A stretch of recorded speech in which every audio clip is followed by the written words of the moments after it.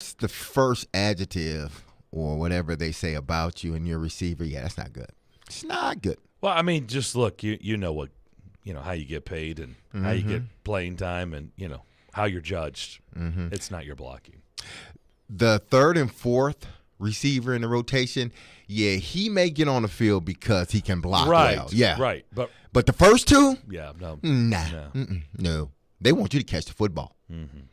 Yeah. Yeah. I never heard a GM say, man, I'm going to draft this guy first overall because, man, that receiver, he sure enough can block. Let's go to Coy in Clarksville on our text line driven by WilsonCountyHonda.com. D-Mace, this question is for you. Yes. If the game is on the line, do you trust Tannehill to feed – who do you trust? I mean, it doesn't say that. If the game is on the line, do you trust Tannehill to feed you the ball? So I guess this is directed at you. Do you have that faith in him for the game-winning drive? Honest answer, don't be politically correct. It's from what I've seen, he's been so up and down. He's had some good, 2-minute drives, and he's had some situations where he's tried to force balls or, throw to the guy he maybe shouldn't have been throwing to.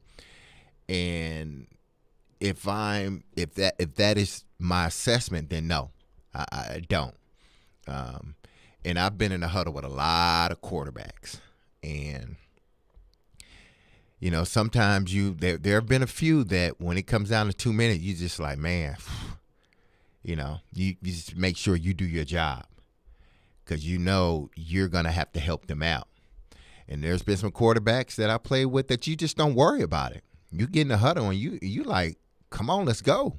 You're smiling. You're enjoying it because the bigger the stage or the bigger the situation, the bigger that person is, a la Steve McNair. I mean, the bigger the moment, the bigger he became, whether he had to run the ball himself or he had to throw the ball. I don't know and maybe that's a unfair assessment because I never caught a pass from Ryan or have never been in a 2-minute huddle with Ryan. But from what I've seen, he's just too up and down. It's too up and down. Some guys, you've heard it. Some guys are just that guy in 2 minutes. And then some guys, it's just like, man, you don't want him to get in 2 minutes. You try to avoid putting that person in a 2-minute situation. Well, in fairness to him, I get it. He's been piled on over and over and over. In fact, that pile is probably the biggest pile on I've probably ever seen this offseason. And, look, I get it, rightfully so. He was awful in the playoff game, and he makes $30 million. Now he makes $38 million a year, and he's the quarterback, and he threw 3 picks. So I can't say that he doesn't deserve a lot of what's been thrown out there, but he's also thrown a lot of game win. I mean, he's exactly. Had a lot That's why I said it's drives. just like it's not like Ryan Tannehill. You've been, since he's been here. We're judging him by here. I don't care about what happened in Miami. We don't cover the Miami Dolphins. Since he's been here, I mean, he has brought them back and they've won games. So it's not like he's been. There are some quarterbacks, like you said. There's some quarterbacks you go, you left too much time, and you get burned. Like, you have to literally try to whittle the clock down to nothing because if you give them too much time, like Mahomes or Rodgers or others that we Brady. all know, right, Brady, we all know, like, oh my gosh, you left them too much time. You're going to lose now. You're ahead with 52 seconds, and you're now going to lose because you left too much time on the clock. Obviously, Ryan Tannehill is not in that boat, but he's also brought them back in a lot of games. So it's not like he is not capable of doing that. I am very curious by the case study to see how he reacts to, because I don't want to hear that he doesn't hear the noise, because they all do. I don't believe coaches. I don't believe players when they say, I don't read what's being written, or I'm not listening. But no, you might not have physically read when it was initially put out, or you may not have physically heard on a sports talk show when something was said or is being said, but it gets back to you. Oh, of course. Like you can't avoid it. You have circles. But by the way, the team gives you articles. They also plop stuff down for you and like, hey, this is what's being written about you. But you have circles, whether it's your family or whether it's your friends, and they're telling you. So you know exactly what's being said, and you know who's saying it. Exactly. Because players sometimes have beefs with media, or players call out certain members of the media because they know what's being said. Ryan Tannehill knows what's being said, and he's going to know when they report to training camp this summer. He's going to. Yep, I heard it that time. Yep, something, daddy. It's just when I plug my phone up, it said charge me up. It just charges up. That's how. Okay. That's how it said. Charge me up, daddy.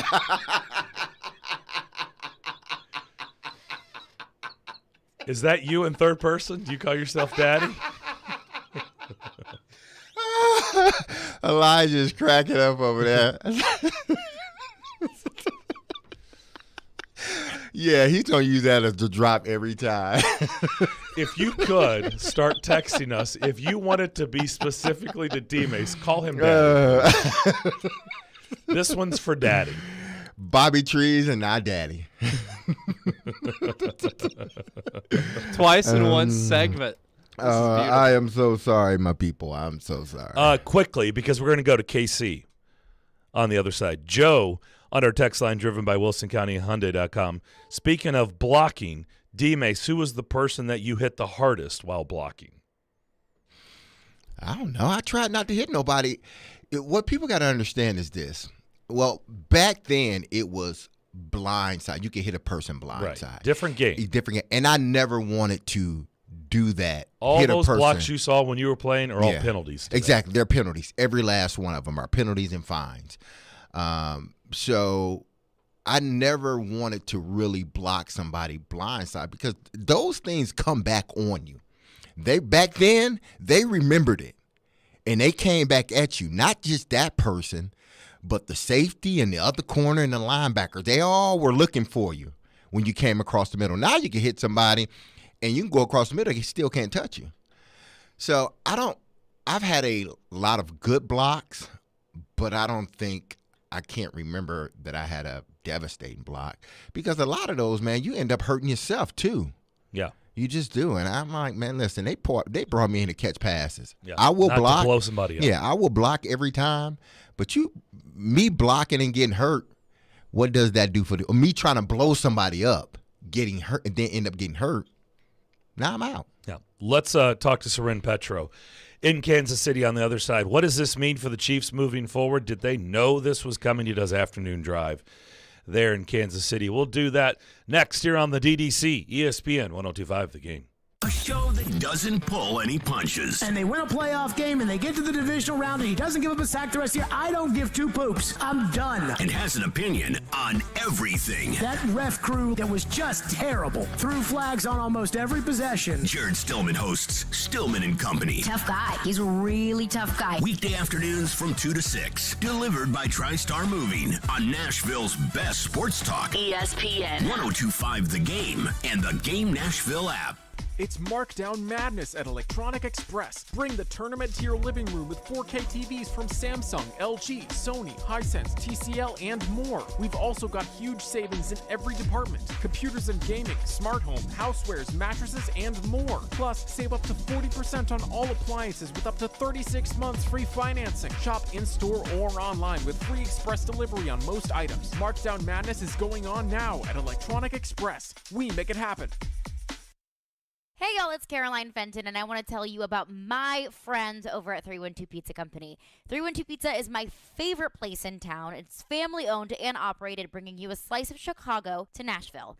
312 Pizza Company specializes in deep dish pizza, thin crust pizza, and all things Chicago style, always made from scratch using secret family recipes passed down generation to generation. 312 Pizza is open every day except for Tuesday and is located in Germantown with dine-in, takeout, and curbside available. Call 615-730-7888 or head to 312pizzaco.com to order. 312 Pizza Company, Nashville's authentic Chicago pizzeria. Smokeville Smoke Shop has been serving Hendersonville and Metro Nashville since 2015 and is committed to providing high-quality, hands-on, and personable customer service. Stop into Smokeville Smoke Shops in Hendersonville, Gallatin, Hermitage, and Goodlettsville to try any of their wide selection of locally sourced products and selection of top nationwide brands, including vapes, hookah, hand-blown glass, detox systems, e-juices, kratom products, leaf wraps, and much more. Visit Smokeville Smoke Shops today. You know it's going to happen, and when your car needs service or repair, remember Mitchell's Mr. Transmission on Gallatin Road, just north of Briley Parkway. Now here's Jim Mitchell. At Mitchell's Mr. Transmission, we also offer free towing with any major repairs. If your vehicle has a breakdown and you should need any type towing is available through Dad's Towing Service. Dad's is a professional towing company in Nashville that provides all types towing and recovery, 24 hours a day. You know it's going to happen, and when your car needs service or repair, remember Mitchell's Mr. Transmission on Gallatin Road, just north of Briley Parkway. Get help managing your money for the life and years ahead.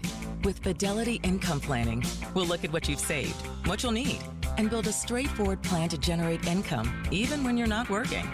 A plan that gives you the chance to grow your savings and create cash flow that lasts. Plus, you can start, stop, or adjust your plan at any time without the unnecessary fees. Talk to us today so we can help you go from saving to living. Fidelity Brokerage Services, member NYSE SIPC. Interact with Darren, Donick, and Chase. Call or text the show at 615-737-1025. Driven by WilsonCountyHyundai.com. Back here on the DDC, Darren McFarland, Derek Mason, Hillside Medical Game Studios here on this Thursday morning.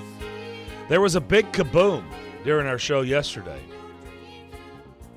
Tyreek Hill out in KC, traded to Miami for a haul of draft picks. Then he got a Brinks truck that pulled up to his driveway and gave him the haul. So his bank account looking good. Let's head to KC. Seren Petro does afternoon drives there on Sports Radio 810 WHB. So we knew stuff was going on, but did you really think it was coming down to this? Yes, I think we actually did. I don't think a lot of people in Kansas City wanted to admit it, but this is something that we've been discussing on our show and a podcast I do with Jeff Jadir from the NFL Network and Eric Eager from Pro Football Focus, that all three of us have been hearing rumblings that this was a possibility. And I think the seeds were planted last year when the Chiefs were trying to create some cap room to revamp the offensive line. They wanted to get Joe Tooney signed to a big contract, and Patrick Mahomes rolled back the roster bonus on his deal. Chris Jones rolled back his roster bonus to create some room, and Tyreek Hill said, not going to happen, and refused to do it. And again, he was going to get the same money. It was just about a restructuring, and it was pretty clear at that point if he wasn't going to restructure, what he was saying is, I'll restructure, but you're going to extend me. And he wanted the big deal. So I think the positioning began last offseason when he wouldn't restructure, and the Chiefs had to work elsewhere to make everything fit for last year. You knew it was going to come to a head this year, and I don't think there was any chance Tyreek Hill was going to be in training camp going into the last year of his deal. So they worked very hard to try to get him signed. There was some reports that it was getting pretty close on the 21.5, 22.5 per year stage, or 22.5 per year amount. And then the Christian Kirk deal happened. Tyreek Hill tweeted out the googly eyes, and that seemed to set things back. And then the Devontae Adams deal happened, and that just blew it up. He's always wanted, I think through channels, he's made it clear that he wanted to be the highest paid receiver in football. He took a below market deal last time because of all the things that were swirling around him, none of which was guilty of, and there was recordings that were ultimately released that seemed to absolve him of a lot of the things that he was being accused of. But because of that, he took a less than market value deal, and I think this year he was absolutely set on being the highest paid, and the highest paid receiver doesn't fit into the Chiefs' plan. So I don't think nationally it was getting the run, but I think locally we knew there was a storm brewing, and it was coming this offseason. So the obvious question now that I'm sure you guys were talking about a lot yesterday in afternoon drive is, okay, now there's this big void. There's this big, gigantic hole when it comes to the number one receiver in Kansas City, number one target. I know you still have Travis Kelce, but now where's Mahomes looking downfield? So how does Kansas City begin to try to fill in that gap, fill in that void? Well, Well, one of the guys is McCole Hardman, who they took in the second round a few years ago, and who was one of the fastest guys, if not the fastest guy in his draft class. Now, he's not. The thing that makes Tyreek Hill so special is not just the speed, but I mean, he played running back at Oklahoma State. He is a thick, strong, runs through arm tackle, so it's not just the speed. It's not touch football with him. With McCole Hardman, it tends to be a little bit more touch football. If you can get to him, you're going to bring him down. It doesn't take much to take him down. But when Tyreek Hill has been out, those have been the biggest games of McCole Hardman's career. I mean, he has stepped in and played that role and played better. Now, he's not Tyreek Hill, but I think that's the guy who just, tries to take the top off the defense. But, the other aspect, the Chiefs have Marquez Valdez-Scantling in, who, if you look at the next-gen stats, is one of the fastest players, one of the fastest receivers, certainly one of the fastest receivers when he's tracking the ball. They brought him in. There is no one guy that's going to replace Tyreek Hill, right? They're going to have to see different, and I think it is of note that not only do they, pick up 3 extra picks in this draft, 2 more in next year's draft. They now have 2 firsts, 2 seconds, 2 thirds, and 2 fourths. But they also get the $20 million in cap room that Tyreek Hill was taking up. And they had in Valdez-Scantling, they had in Ronald Jones, the running back from Tampa. They're looking at defensive linemen. I said, look, if you want to backload deals and you come away with Valdez-Scantling, Ronald Jones, and Jadeveon Clowney instead of Tyreek Hill, plus 2 more draft picks, a first and a second round pick, 5 players overall versus Tyreek Hill. I mean, I think there's a very plausible scenario with good decisions that you be a better team without him than you were with him. Is it easy to say that all those draft picks you just named, especially 2 in the first, 2 in the second, is it plausible to think that there's going to be receivers drafted? Yeah, I think there has to be. Where it is, I'm not sure. They have not really. McCole Hardman's been good, as a bottom towards the bottom of the second rate. He gets a lot of grief here in town because he was taken ahead of DK Metcalf, who was, of course, everybody's darling that year, and everybody wondered why he was sliding. There were some neck issues and a little bit of attitude question, and the attitude kind of surfaced in Seattle, and they're shopping him right now, so it kind of speaks to why he was there. But he's been a solid pick, Hardman has. But, they haven't really hit at the wide receiver position. Even in their free agent signing, Sammy Watkins didn't live up to the contract he was given. Now, he played big in playoff games, and no Chiefs fans really sad about the deal he got because it ultimately resulted in a Super Bowl. But they have not been able to develop a wide receiver really since Tyreek Hill, which was a remarkable accomplishment. Almost no college football, and like I said, played a lot of running back in the limited time he did play in college. So that was an amazing conversion that they did in building him into the kind of receiver he is, because he's not just a speed guy. He works very hard at the receiving part of it and is very good at it. But they're going to have to take it and probably take a couple and throw some numbers at it just because they haven't been the most effective. They got a very young Joe Blameyer, was a first-year receivers coach last year, and I think it's hard to believe that he's going to come in and teach somebody all the tricks of the trade when he just was coaching quality control 15 months before. So I think they'll throw some numbers at it. I definitely think there'll be another veteran. They've already signed Juju Smith-Schuster. Like I said, I don't think Valdez-Scantling will be the last guy. Unless he gets signed, I don't think he'll be the last veteran that they're running through here either. We're talking with Saran Petro, 810 in Kansas City, talking a big trade yesterday involving their star receiver Tyreek Hill off to Miami for a load of picks. Now, you just mentioned Juju Smith-Schuster. Where does he fit in here? Because, yes, he's a veteran guy. He's coming off injury a year ago. He didn't perform quite well last year. Where does he fit in the scheme of, is he a 2 or is he a 3, or, they're going to draft and kind of let them all sort it out themselves? Yeah, his when he's playing well, when he's healthy, be clear, he's been healthy for 61 of 81 possible games in his career. So injuries are a big question, I think, with Juju Smith-Schuster. But, he's a catch-and-run guy. I think he's an intermediate underneath guy. So he doesn't really replace the deep threat. But I think, last year, Tyreek Hill's yards per target went down by 2 yards. And it's because teams figured out how to cover him. And they would put a safety over the top, they'd put a guy underneath, or they would definitely just make sure that the zone was dropping deep. And he ended up having to work a lot more like Julian Edelman last year than the guy who had been stretching the field for the first 5 years of his career. And a lot of his stuff was underneath. So I think Juju Smith-Schuster can give them some of that. McCole Hardman will be the guy that forces them to run and go deep and cover things. But, I think they're going to have to adjust their game. They adjusted in season last year probably not as well as they should have. There were still times that, the defenses that were being played, the cover twos, which last year seemed to be this revelation, and it was happening to a lot of teams. But the cover two was like this revelation when in reality it's was winning a championship in 2002 with the Bucks. I mean, I don't understand why it was this incredibly difficult riddle for the Chiefs to solve. And I think that's one of the things that the Chiefs have to really look in the mirror about is, you had Kelsey, you had Tyreek Hill, you had Patrick Mahomes, and a defense that's been around for 30, 40 years suddenly stumped you. Why is that? I mean, I think there's a little bit more on the coaching staff than maybe is being put out there, because I don't think it should have been as difficult to beat that defense as the Chiefs made it look. And so, I think Smith-Schuster will be a part of that equation, but I think their overall plan is to, instead of having two guys that really carry all the load, is to try to get 4 or 5 threats on the field to where you can take advantage of whoever the fourth or fifth coverage guy is, because I don't think they were able to do that last year. Now, last question for you.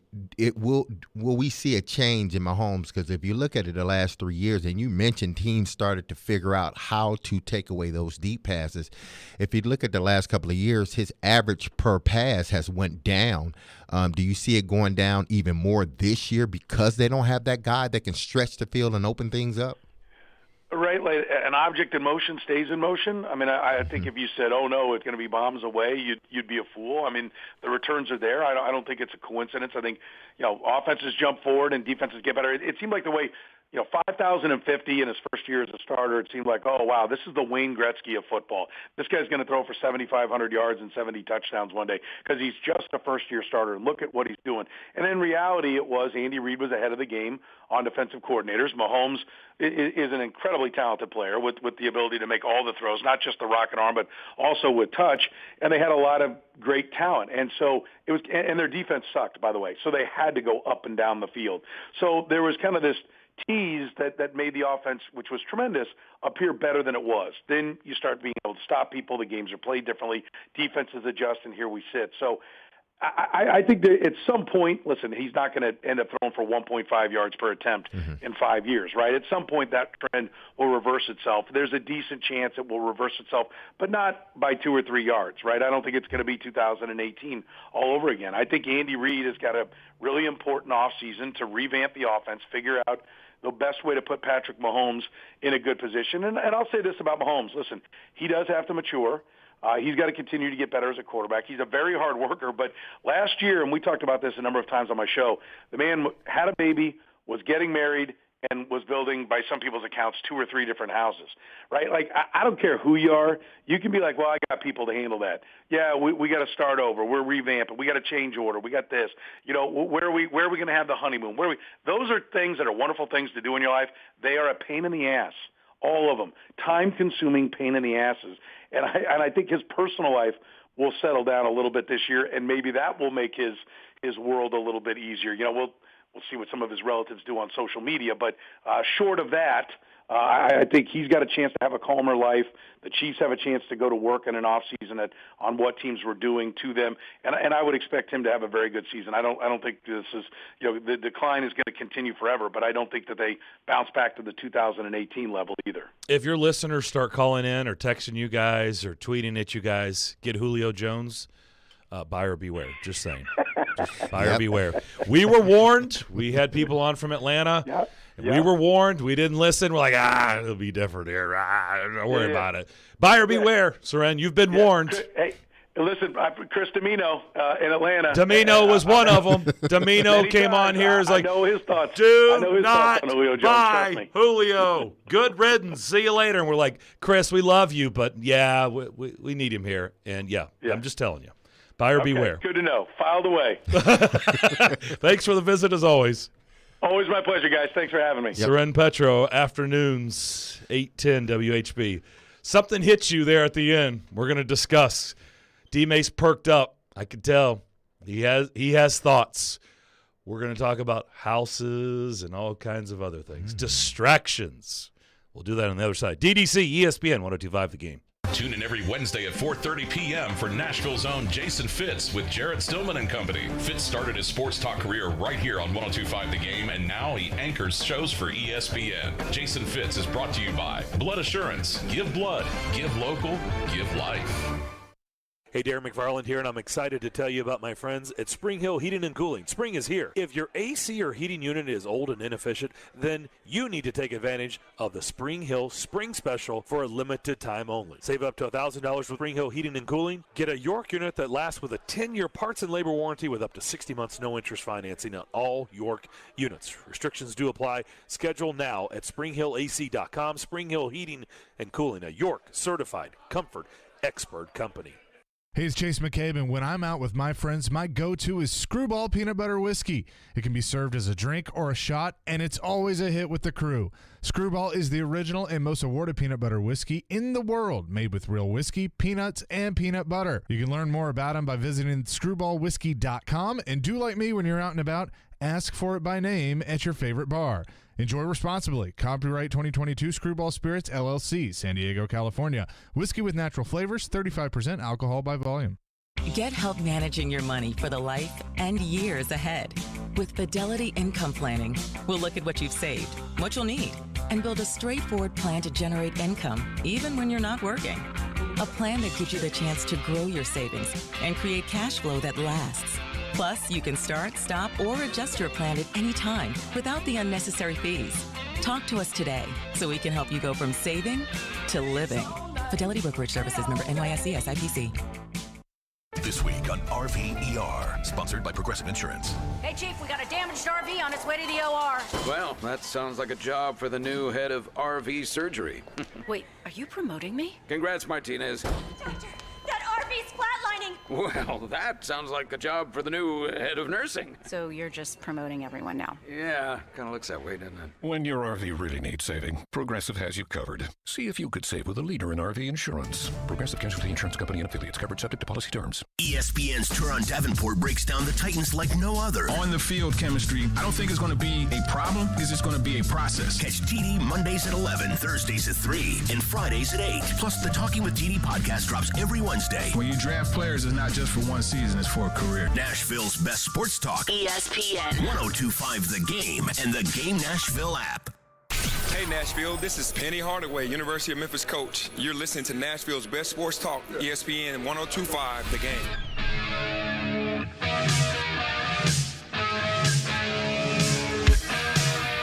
You can watch us streaming live on Twitch, Twitter, YouTube, and Facebook every single day. Our video streaming is brought to you by the law offices of Amanda Gentry. Joe Fortenbaugh, we enjoyed our conversation with him right before the tournament began. He's with ESPN. He does ESPN Radio and Daily Wager. Does a fantastic job. We're going to talk to him again to begin the second hour of the program. Good stuff from Soren Petro in Kansas City. He's been doing radio there forever. We warned him about Julio Jones, so he's been warned. Yeah, so he should can't tell come his back to listeners. us. Nope. We feel good about that. So they're towards the end. Mm-hmm. Patrick Mahomes, we know he signed a huge contract. What, about $500 million? Mm-hmm. Did I hear building multiple houses and this and that? And a lot of stuff going on. And they're not, 1,000 square feet houses. No. 2,000 square feet, 3,000 square feet. No. I would assume it's more in the 7, 8. Probably the garage is closer to what we all live in. Yeah, the pretty garage. much. Yeah, the garage area. Yeah. And when you are, and you're planning a wedding, all this stuff, and I get it. That's planning a wedding. You just can't you can't get around it unless you sort of like plan it in off season. So I guess you can plan it in off season. You don't do it during the season. Say, hey, listen, let's plan this in off season and then have the following wedding, off the following off season, because season I need to be concentrated, locked in. Okay, if we want to build this house, I need to hire, which I'm sure he did, a contractor, everybody else. Please during the season, do not come to me. Don't during the season unless it's just dire, like something happened that no one can straighten it out but me. Other than that, don't come to me. Go to them. When you're doing all this stuff, and even if you tell people that, it's still going to get back to you. And here's what I say about it. You never heard Brady, and I'm pretty sure Brady house is pretty big, right? I'd say Peyton Manning. Got multiple floors. It probably got an elevator in it. Yeah, Peyton Manning. Yeah, sounds pretty big. And Peyton was doing other stuff, right? Yeah. And Tom was doing other stuff. Mhm. TB12, all that stuff. Drew Brees, he's just doing everything. But what did it not affect? Them? On the field. You never knew. Mm-hmm. I'm sure it never came up on radio, on the airs, personalities talking about it, people, there's whispers. Never came up about those quarterbacks. It's just funny how it comes up about this quarterback, and he's a unbelievable talent. But they didn't I make wish the I had Super Bowl, so there has to be an issue. There has to be a there problem. has to be an issue. But the last couple of seasons, it's just, he hasn't been, and you knew eventually it had to come down somewhat, but it just hadn't been the same Patrick Mahomes. That offense hasn't. Well, that offensive line hasn't been good. The offense hasn't been clicking the way that you thought it would click. Like when they came here to Tennessee before the season, it was like, yeah, this is a loss for the Titans. I mean, who's going to stop that offense? Look at all these players, Mahomes, Tyreek. I mean, everybody. They just got a plethora of weapons. And none of it materialized, And then you start hearing little stuff like this. And it's just, you give people, and maybe it didn't affect them, I don't know. But you give people, when things don't go the way people think it should go, you give them fuel. You give them fuel to start a fire.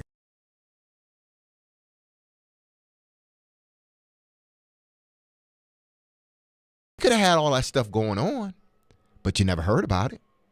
Why? Because that play never dipped.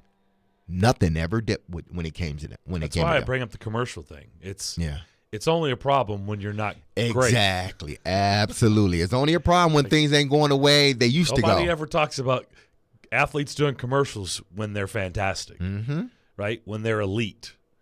People bring up the commercials whenever it's like, well, maybe you should stop doing commercials and work on your craft. Well, I got news for you. It's not changing anything. The problem is they are who they are. And unfortunately, they're not going to be as good as what you or the organization thought they were going to be. Exactly. So, I mean, think about where Baker Mayfield has gone. He's gone from being the #1 pick overall, the guy that everybody has talked about with the commercials, very visible, everybody knows, taking the Browns to the playoffs.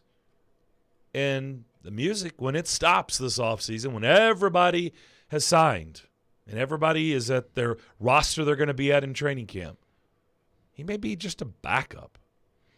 That may be his role. He may not be somebody's starter next year. It's with him and a lot of quarterbacks at one point. It's just like, as you're leaving the building after, say, like a concert or like a play or something, and as you're walking out, the music is just playing, but it's playing at a low tone, but it's playing. It's just like, because it wants to send you out feeling good, right? It's just, and you walking out the doors, you're like, yeah, that was a good, concert or play. And you go out and music's still playing outside, and then once you leave, then the music just boom. Well, with Baker, they just shut it off. As soon as it was open, they just cut it off. I mean, as soon as it was over, cut music off, get out. Yeah, they're not even saying last call. No. We've all been in that last call. Come on, right now, let's go. No. They're trying to round you up, get you out. No, they just flipped the lights off and said, we're closed. Yeah. Find your way out. Figure out where the door is, get out. That exit sign is glowing a little bit, go that way. Or get your phone. Yeah. Turn your little light on. See yourself out. We're closed. We're done. Exactly.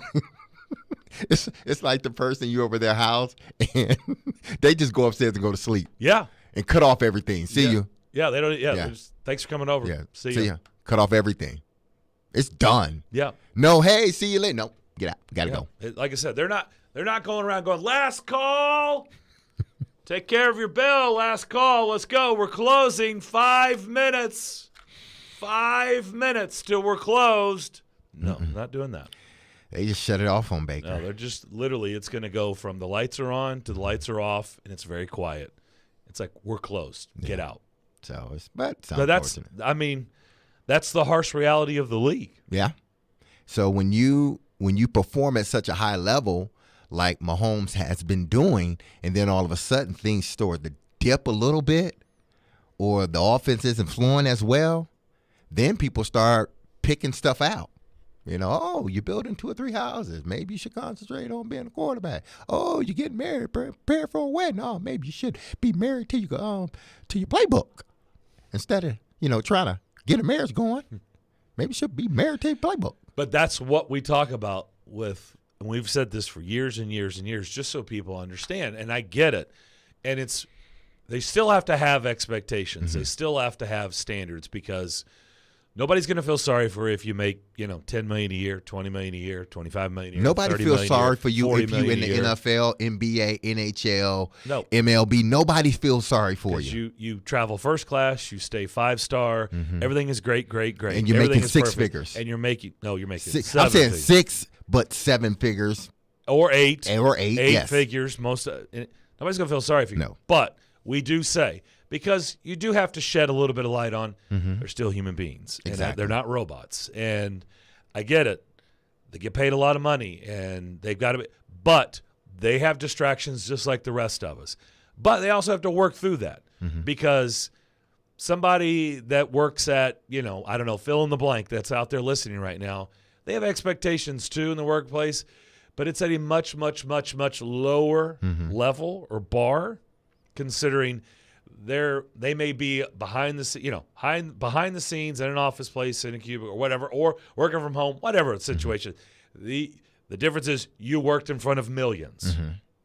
Our show right here, we work in front of a lot of people. This is what we do. This is part of it. So when we're working, people know exactly what we're doing. And so if I fumble like I did yesterday, I had a fumble, ball. People hear it. 4. You can fumble in the office place. Nobody knows. Nobody knows. Nobody cares, right? It's okay. So one person knows, or 2 people know. You can plug your phone up and it make that noise, and no one Say, else hear it. Charge me, daddy. Charge me up, daddy. See, if nobody, it's just us, and the mics aren't Nobody on, knows. nobody knows. Exactly. Nobody knows that, your phone says, charge me, daddy. But when we work, people know. Exactly. People should start calling you daddy. Question for daddy. Well, we know who that is. When they see me out, just say, charge me up, daddy. But they are humans, and they have distractions too. And whether they got kids and family members, and they are building a house. If you're building a house, it can serve as a distraction. I'm sorry. If you're building a 20,000, fans don't want to hear it. I get it, and I totally understand that. They don't want to hear it, but it is still It's part a of part reality. of it, yeah. Mookie Betts built a mansion in Franklin. That takes time, and he's got to weigh in on decisions, and he's got to be a part of the process. And baseball is a long, long, long season, and he did. And I don't know if it served as a distraction or not. I bet it probably did. Because you know what?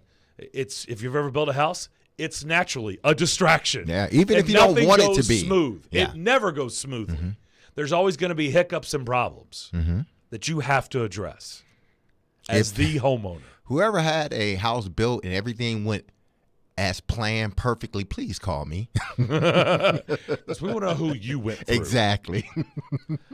Looks like the Titans are going to be having a visit from a wide receiver from the SEC and Arkansas. We'll tell you who that is. And I'm also going to bring up, what does this mean for Tyreek Hill? And while his bank account looks great, I'm going to tell you why ultimately this is going to be a horrible, horrible decision. To finish up hour number 1 here on ESPN 102.5 The Game. Every Wednesday at 6, we go behind the glass with current and former Predators players, along with coaches and broadcasters for Smashville Live. Yost, Hal, and I were just talking about last night's game. It was a big game for us. Presented by New Amsterdam Vodka, Spring Hill Heating and Cooling, and Red Spirits and Wine on Smashville's best sports talk. ESPN 102.5 The Game and the Game Nashville app. Protect yourself against upsets this March, folks, with Bracket Parlay Insurance on FanDuel Sportsbook. Joe Rexrode here to let you know, well, one, that my bracket needed a lot of insurance. Also, that all customers can get up to $25 back each day if your parlay of 3 legs or more falls 1 leg short.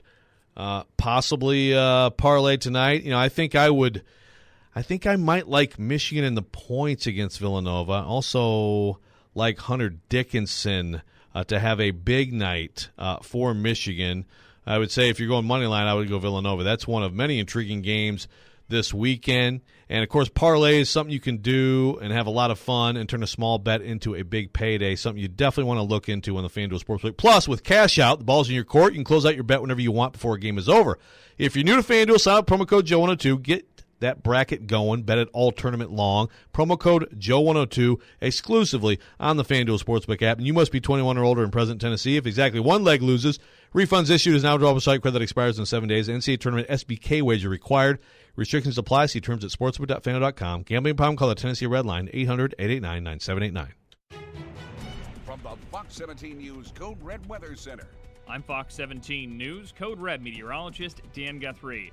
Looking at a cool day today. Temperatures are only going to warm from 40s to 50s. In fact, we'll top out at 59 degrees under partly cloudy skies.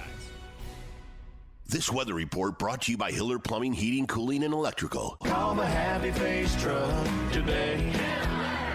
Hey guys, it's the new year. Are you still struggling with erectile dysfunction? I've yet to meet anyone that enjoys timing those intimate moments around a pill. Well, now you don't have to. The advanced wave technology at Hillside Medical has been shown by Cambridge University and the Cleveland Clinic to restore and even regrow blood vessels. It can improve circulation and eliminate erectile dysfunction. No pills and no side effects. If you're ready to put a stop to your ED, call us in the next 2 minutes and you'll receive a consultation, assessment, and blood flow ultrasound free. Plus, a special gift that produces immediate results in the bedroom. You're going to love that. Trust me. This is a $600 value, free to callers now. 615-576-5000. That's 615-576-5000. Guys, get rid of your ED and get that spark back. Call Hillside Medical now to qualify. 615-576-5000.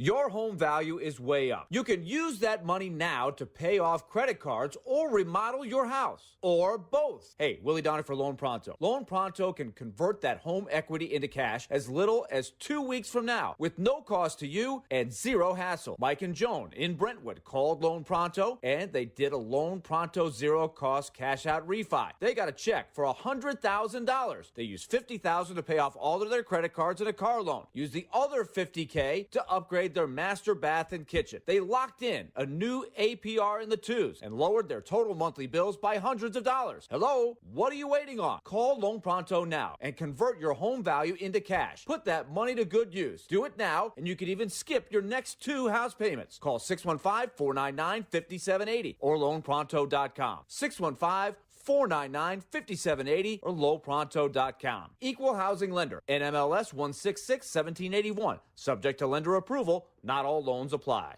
Hey, it's Mark Howard here. You've heard me talk about my friends at Apple Collision Centers for a while now, and today I'm here with CEO Stan Harrison to tell you about how they can help ease your stress with your auto body repair. That's right, Mark. We have 3 convenient locations: Old Hickory, Hendersonville, and Gallatin, ready to serve you. Our people are homegrown right here in Middle Tennessee with over 75 years experience. We can help with all your auto body repair needs. So stop by and see Stan and his team today and tell them Mark sent you, or visit them online at applecollisioncenters.com. So, what is Jared Stillman going to say this afternoon? You got to play if you want to earn $14.6 million next year. Oh, brother, here we go. But I'm done on investing money in dudes that can't get on the field. Tune in to Stillman and Company, weekday afternoons from 2 to 6. This is some serious stuff right here. Delivered by TriStar Moving on Nashville's best sports talk. ESPN. 102.5 The Game and the Game Nashville app. Watch live on Twitter, Twitch, and YouTube. If you've missed any of today's show, just search Darren, Donick, and Chase on Apple, Spotify, or on your favorite podcast platform. Are you looking for a place to hang tonight? Preds Bud Light Watch Party, Headquarters Beercade, drink specials, chance to win tickets to an upcoming home game. It's the Preds Bud Light Watch Party, Headquarters Beercade, 114 2nd Avenue South, downtown. Keep in mind, the puck drops tonight at 9 o'clock. Pete Weber and Hal Gill will have your call here on these airwaves. I'll have pregame for you at 8 o'clock. Preds and Vegas Golden Knights. Over on the television side, Willie and his crew will have their coverage beginning at 8:30. Yes, it's back on Bally Sports. Tuesday night, I know a lot of people, including D-Mace, were looking. Mm-hmm. The other night, looking I'm like, for the game. Where is this game? Went to Bally's, went to ESPN. Wasn't on there. I'm searching around. Never thought. ESPN Plus, not ESPN. ESPN Plus. Man. Big difference. Looks like the Titans are scheduled to meet with Arkansas, well, former Arkansas wide receiver, Traylon Burks, who a lot of people like. Mm-hmm. Projected first-round pick. Is apparently got visits scheduled with the Packers, the Bucks, and the Titans. Well, if they're looking for a burner, he's not one, but he's sure enough make plays when he gets the ball in his hands. Physical guy, but if you're looking for a downfield threat, as far as speed-wise, I'm just basing it on what he ran. He's not a burner. Mm-hmm. It's not even close to it. Yep. But, again, sometimes, those 40 times doesn't really,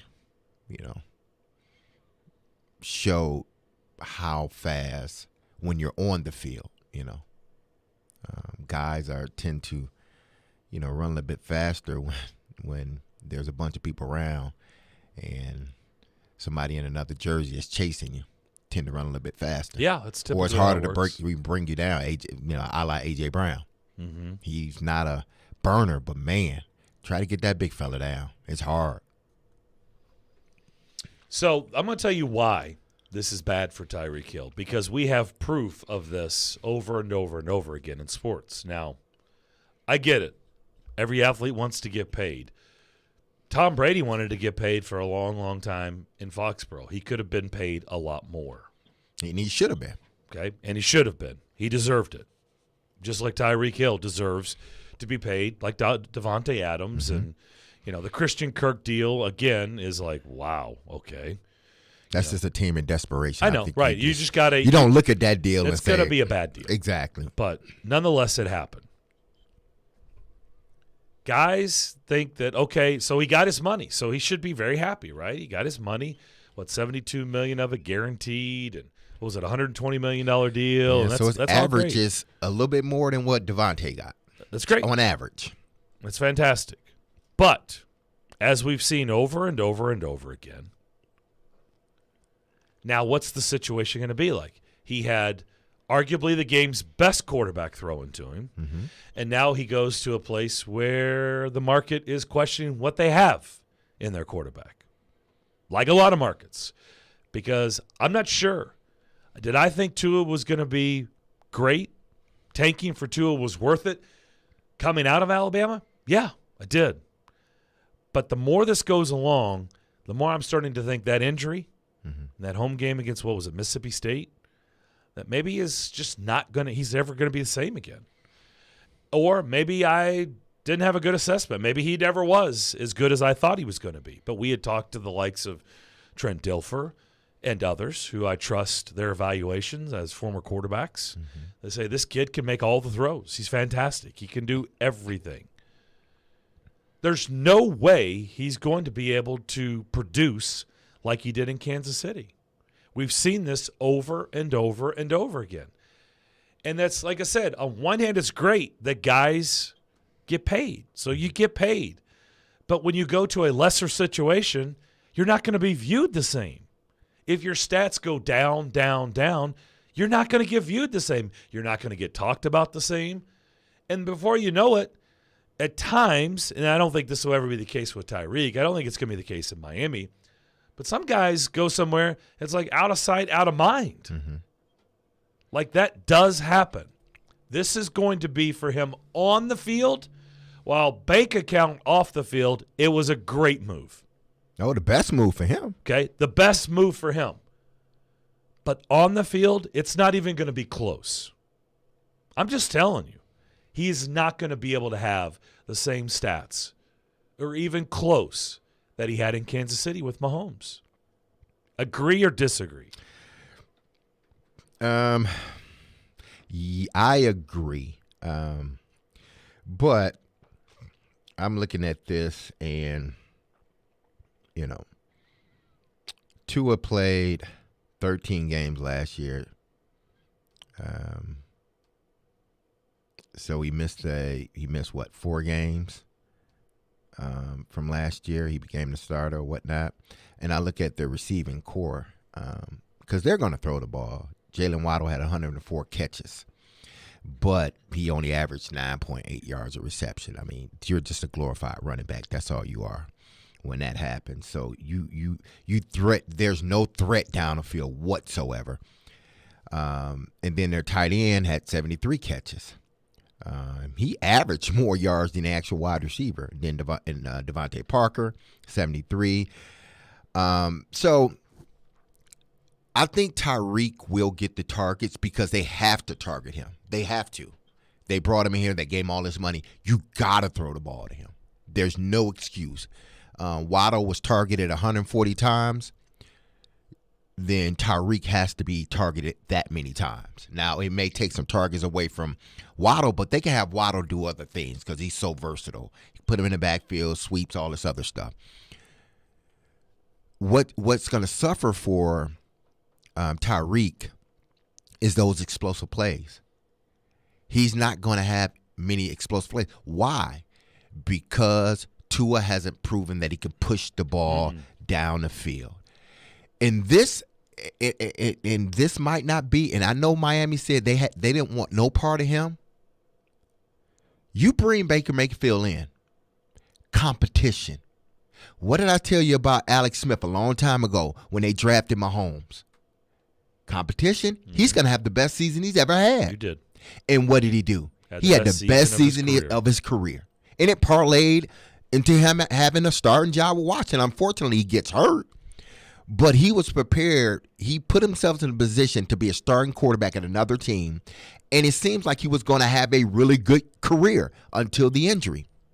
Bring Baker Mayfield, because these other quarterbacks they're not pushing him like that.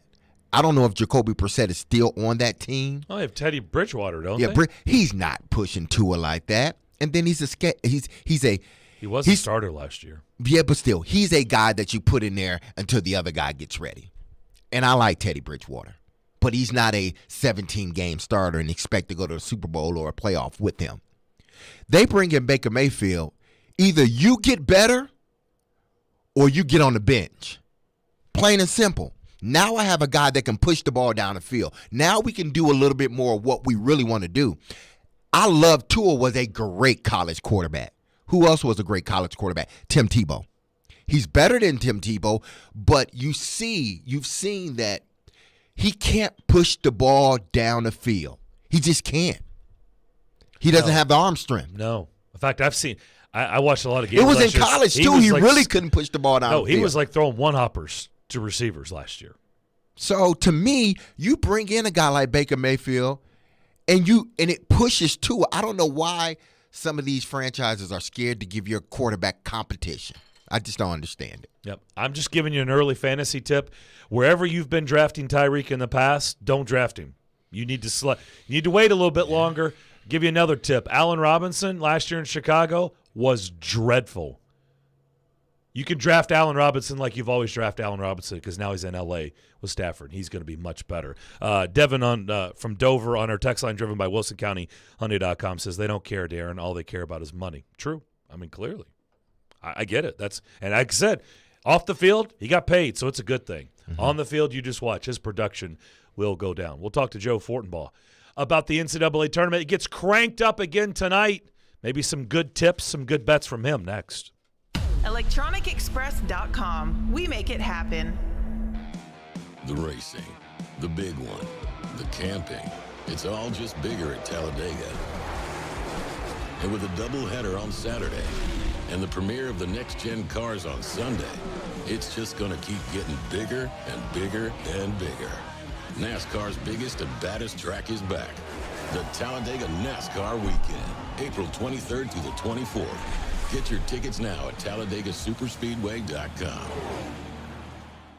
Parman Tractor and Equipment is your one-stop tractor and equipment solution. And Middle Tennessee's Link Belt and Takeuchi dealer. Rent or purchase a track loader, mini excavator, large excavators for your job site, or something in between. Parman is now hiring and seeking qualified candidates for construction equipment truck drivers, service technicians, and more. Apply at parmantractor.com or call 615-865-7800. Come be an employee owner with the Parman team, your Middle Tennessee Link Belt and Takeuchi dealer. Houston Clinic Orthopedics wants to thank their patients for voting them the #1 orthopedic practice in the Nashville Scene Poll for 3 years in a row. Their physicians specialize in spine, joint replacement, knee, hip, upper extremity, and other orthopedic conditions. At Houston Clinic Orthopedics, they adhere to all CDC guidelines for the patient's and staff safety. To experience world-class orthopedic care and see a list of all physicians, visit their website at tn.houston.com and book your appointment online today. Hey, it's Mike from Newton Ford. It's March, and you gotta ask yourself one question. Do you feel lucky? Well, do you? We hope you feel lucky, because we're handing out luck all month long at Newton. We have great deals in both our sales and service departments. We have deals on the cars, trucks, and SUVs you've been looking for. That's not all. We're gonna give you top dollar for your trade, and we're gonna give you a great deal on your next car. Essentially, save you money and make you money at the same time.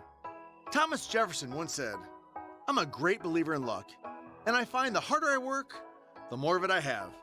Well, at Newton, we're here ready to work hard for you to see if we're lucky enough to earn your business. Your luck can begin at home by starting your deal with Newton FastPass. Don't wait.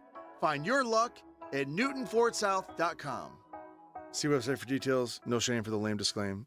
You know it's going to happen, and when your car needs service or repair, remember Mitchell's Mr. Transmission on Gallatin Road, just north of Briley Parkway. Now here's Jim Mitchell. Our fleet vehicle program is a great benefit to all the fleet companies in Nashville. We are able to get their vehicle back on the road a lot quicker than the downtime of most dealers and most general repair shops, simply because we have the transmissions available. We're able to put priority on their vehicles to get them back on the road quickly. You know it's going to happen, and when your car needs service or repair, remember Mitchell's Mr. Transmission on Gallatin Road, just north of Briley Parkway. From the Hillside Medical Game Studios, WPRT FM Pegram, WPUC HD2 Laverne. NASCAR is back. Kyle Larson returns to Nashville Superspeedway a winner. Nashville's exclusive home for NASCAR. ESPN 102.5 The Game and the Game Nashville app. A Cromwell Media Station. Live from the Game Nashville studios, it's time for Darren, Donick, and Chase. With hosts Darren McFarland, Willie Donick, and Chase McCabe. On Nashville's best sports talk. ESPN 102.5 The Game. Second hour here on this gorgeous Thursday here in Nashville. Darren McFarland, Derek Mason here at our Hillside Medical Game Studios. Right before the tournament tip, D-Mace, we talked to this man, Joe Fortenbaugh. ESPN Radio, Daily Wager. Give us some good tips. Gave us some great tips at the books, right, in Vegas. Mm-hmm. Ironically, the Predators are in Vegas tonight to take on the Golden Knights. Speaking of that, Saturday, when I was traveling to the arena, Predators and Maple Leafs. I've got it on our station. Who do I hear? Matt Jones and our guest, Joe. Just killing it. Just crushing it on ESPN Radio. Joe Fortenbaugh now joins us. Joe, how you doing? Gentlemen, I'm doing great. It's a pleasure to be on with you. Sweet 16 tips off tonight. A lot of big games. The NBA's got a lot of big games. Your Predators should be in good shape tonight. The Knights have been reeling, so it's got this town upset at the moment. So I feel pretty good about your situation heading into tonight's matchup. You want to go on and just go there? Do you think you like the Preds tonight? I haven't done enough research on it, to be completely honest. I'm going to take a look at the game later today. Hockey's a little bit further down my board, especially with where we are in college hoops. Baseball futures right around the corner, so I've started diving into that. But with the way the Knights have played as of late, the two things you generally look at, overs have been big in their games this year, although their offense has fallen off a cliff, and they just in general have not been a very good hockey team as of late. So normally it's difficult coming in here trying to get a win, but in the last month plus, it's been anything but, and the road teams have had a lot of success. So the Predators are going to be in pretty good shape tonight, in my opinion. Yeah, Willie, we tried to give him the tip yesterday, your tip about, basically they have PSLs. Like you got to get that seat early on, but, he'll be working tonight. I think he was more worried about the cabana yesterday in Vegas than he was, the actual seat in the book for Thursday. So let's talk about tonight. 4 more games. Let's start with the lone SEC team. We live in SEC country. We thought the SEC was really good. They're gone. Everybody's gone but Arkansas. But they got their hands full tonight. They have the overall number 1 seed. They're almost a double-digit underdog. How do you see that one playing out? It's been nothing but Gonzaga money. The line continues to climb. We saw it at 9, 9.5. It got down as low as maybe 9, and now it's up to 10 as I look at it right now. So it's been nothing but Gonzaga money. It's not my favorite play on the board for the next 2 days, but I would play Arkansas, and I would take all the points in this situation. 2 reasons for that. Let's start with the Gonzaga side of the equation. Very good basketball team. I'm not trying to take anything away from them. But when we're talking about sports betting, we're not talking about teams and jerseys and players. What we're talking about is pricing. And a $50 steak served at $45 is a great value. A $50 steak served at $80 isn't as great a value. And that's what we have with Gonzaga. They might be a $50 steak that's being served at $60 right now, so you're not getting value. That doesn't mean the steak can't taste good. Doesn't mean you can't win the game and cover the spread, but you're not getting value, and that's what we're ultimately looking for in this game. Gonzaga's only covered the number, I think, in 1 of their last 9 games. They got a couple pushes in there, but they haven't been beating the closing point spread. All right, that first game against Georgia State, it was a big number. We talked about it last week. I like Georgia State in the game. It got sweaty late, but they still ended up. They were only up 2 at the half in that game. All right, then the next time out against Memphis, they're laying like 9. They win by 4, but they easily could have lost that game. Conversely, you look at Arkansas. It hasn't been pretty in the tournament, but it's been effective. What do they do well? They knock down their free throws. They play good defense. They bring a lot of balance to the table. And they've got elite head coaching in Eric Musselman, who this time of year he shows us every single year, not just at Arkansas, but back when he was at Nevada, that he can get it done in these situations late in the season. So you're going to put 10 points out there. I'll take Arkansas plus all those points. Well, my bracket has been shredded. I actually had Arkansas versus Gonzaga. I do have the Zags winning. I also had Texas Tech versus Duke, and I had Texas Tech winning this game. Now, that may be because I grew up in Lexington, Kentucky, and, you typically don't pick Duke. But with that being said, I did pick Texas Tech. We've had some other folks come on this show and tell us they like Texas Tech, too. What do you think, Joe? I've got 2 bets for you in this one. One of them is Texas Tech. Let's start with the line move. Tech was as high as a 1.5-point favorite. It's now down to pick 'em. So we've seen Duke money coming in as of last night and this morning. Not much of a surprise. Duke's one of the most popular teams in the country. That doesn't necessarily mean it's sharp money. It could just be the public flooding the gates. Remember, there's this narrative, win it for Coach K, Coach K's final season. There's also an underlying narrative where some guys I know, are afraid of the officiating. Because it's the end of the line for Coach K, how many beneficial calls is he going to get in crucial situations? So I know some pros that are staying away from this game specifically because of that.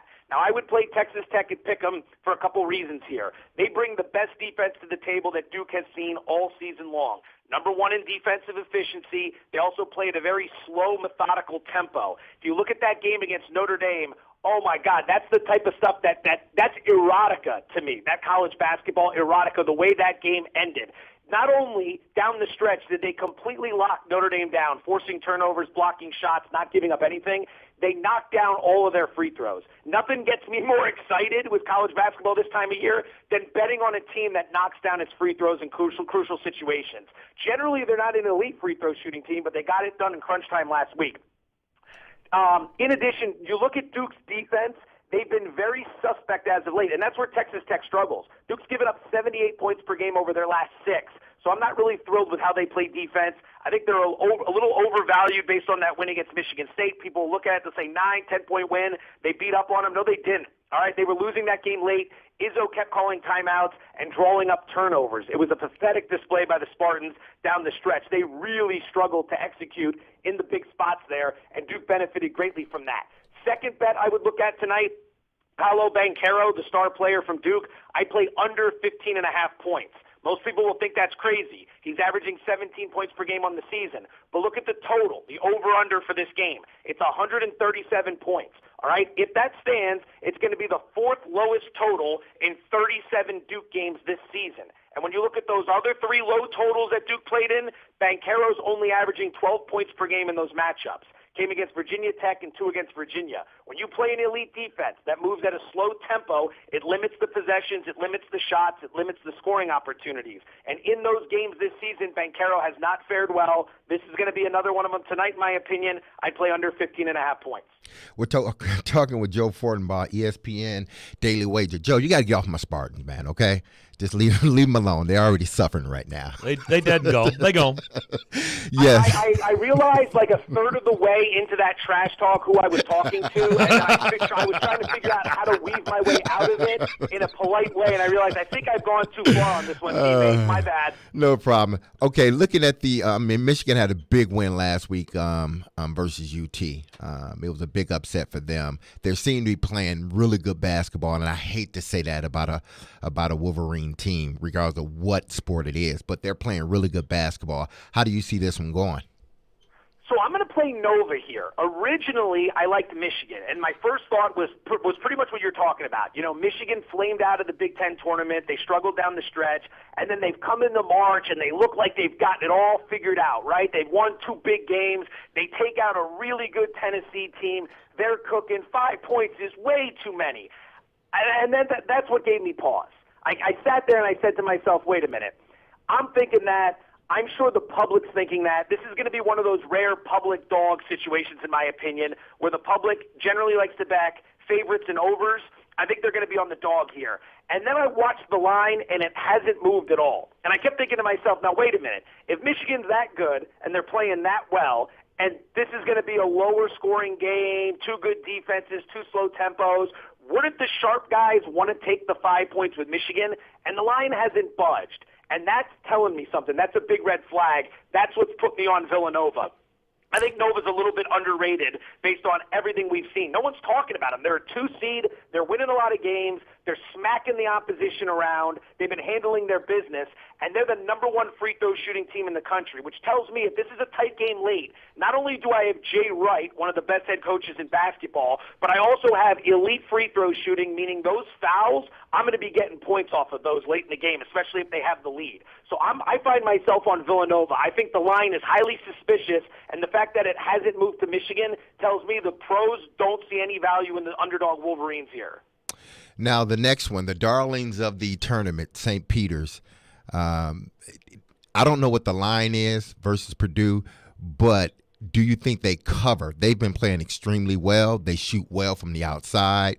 They're just one of those teams that, you know, they seem to be doing everything right. A smaller team going up against a much bigger team in Purdue. 12.5. Yeah, we're talking about 12.5 points. It's a lot. They are the darling of the tournament. It's tough for a lot of people to wrap their head around them and to embrace them because a lot of people don't even know where they're from. I had to look it up. I'm from Allentown, PA. They're from less than an hour away. They're in Jersey City. It's like, how did I not know this, that they were so close? Now, one thing they do very well is defend the three-point line, and that's important against Purdue because they can generate a lot of points from back there. That's how they live. They're all about their offense. Defense is a little bit above average. They will give up some points. But I find myself leaning to St. Mary's, but there are 2 issues here. Issue number 1 is Purdue's not going to be caught off guard necessarily like Kentucky was. All right, you've had a full week to understand that this team can play basketball, that they've already shocked the world a couple times, that you got to take them seriously. And I think a true game plan with that mindset is going to be a bigger advantage for Purdue. And then I look at the Purdue game against Texas. Full disclosure, I bet Texas and lost that game. I'm still sick to my stomach over it. How in the hell is one team in a college basketball game going to get 46 free throw attempts and the other team's going to get 12? How is that going to happen? Now, I know a lot of people will say, well, you know, the big men for Purdue, there was a lot of fouling. That discrepancy is alarming to me. 46 free throws for Purdue and 12 for Texas. That's anywhere close to half and half. Anywhere close, Texas wins that game going away. So I wonder, is Purdue going to benefit from that at all ever again? Because if you're the officials, you have to look at it and say, we can't be sending one team to the line 46 times and the other team 12. So I'm a little hesitant. It would be a smaller bet, but I will take the points with St. Peter's here. Joe, we love the visits as always. We'll be watching on Daily Wager. Thanks for doing this. Enjoy the tourney tonight like we will.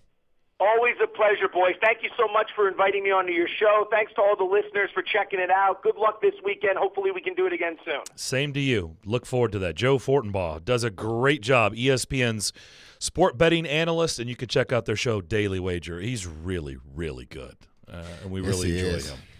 All right, you just heard it. Elijah was scribbling down games. March Madness is back tonight. Yes, I'm excited.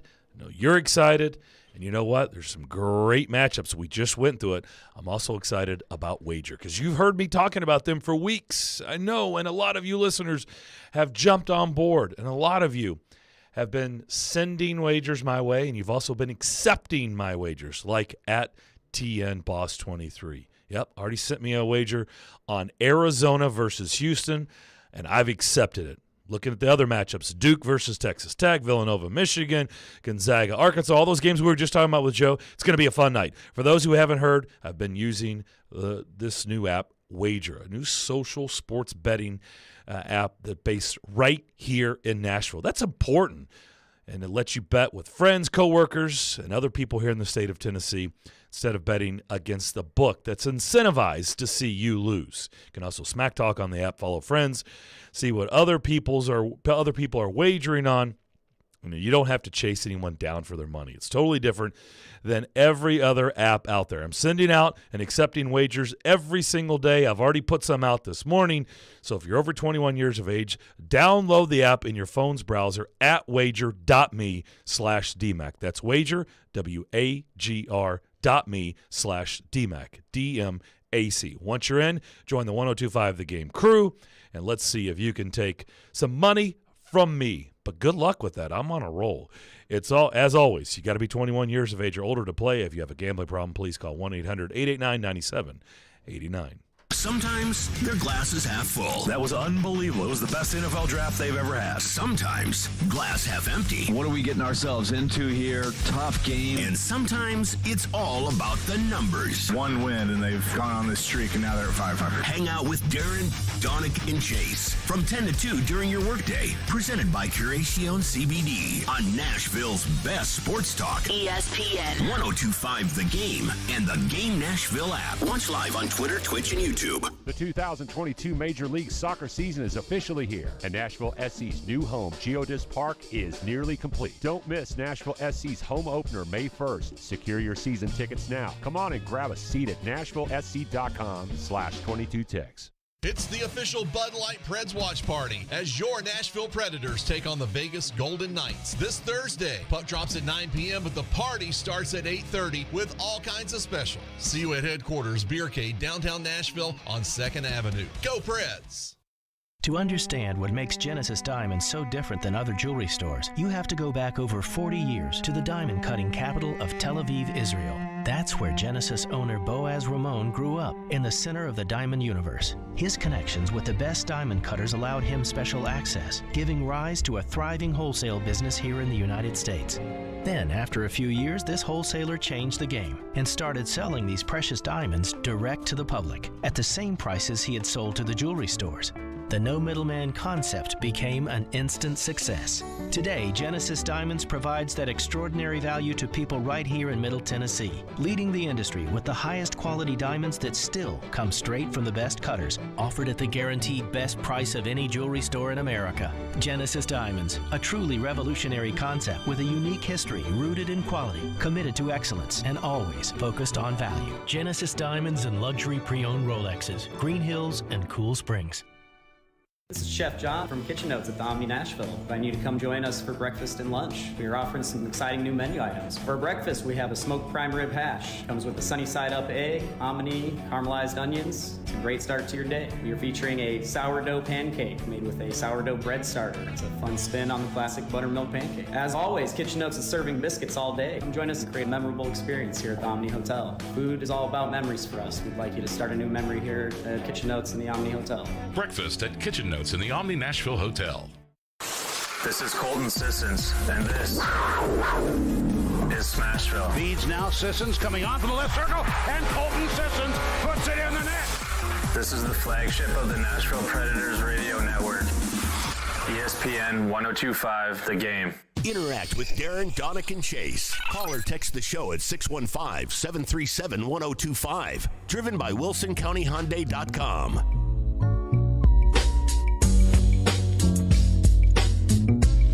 Good stuff, Joe Fortenbaugh. Daily Wager, ESPN. It's a really good show. He also does work on ESPN Radio, which you can hear on these airwaves. Didn't really have a strong thought on Vegas and the Preds tonight. Remember, 9 o'clock puck drop, 8 o'clock pregame. Preds coming off a stinging loss to L.A., 6-1 on Tuesday night. Vegas coming off a 4-0 shutout where they lost in Winnipeg on Tuesday. So something's got to give here, and so we'll see how it all plays out tonight. We'll have Elliot Friedman coming up at 1 o'clock. We're actually going to have Arkansas's play-by-play man on at noon, so looking forward to talking about the Hogs. Randy on our text line, driven by WilsonCountyHyundai.com. What do you think about this, D-Mace?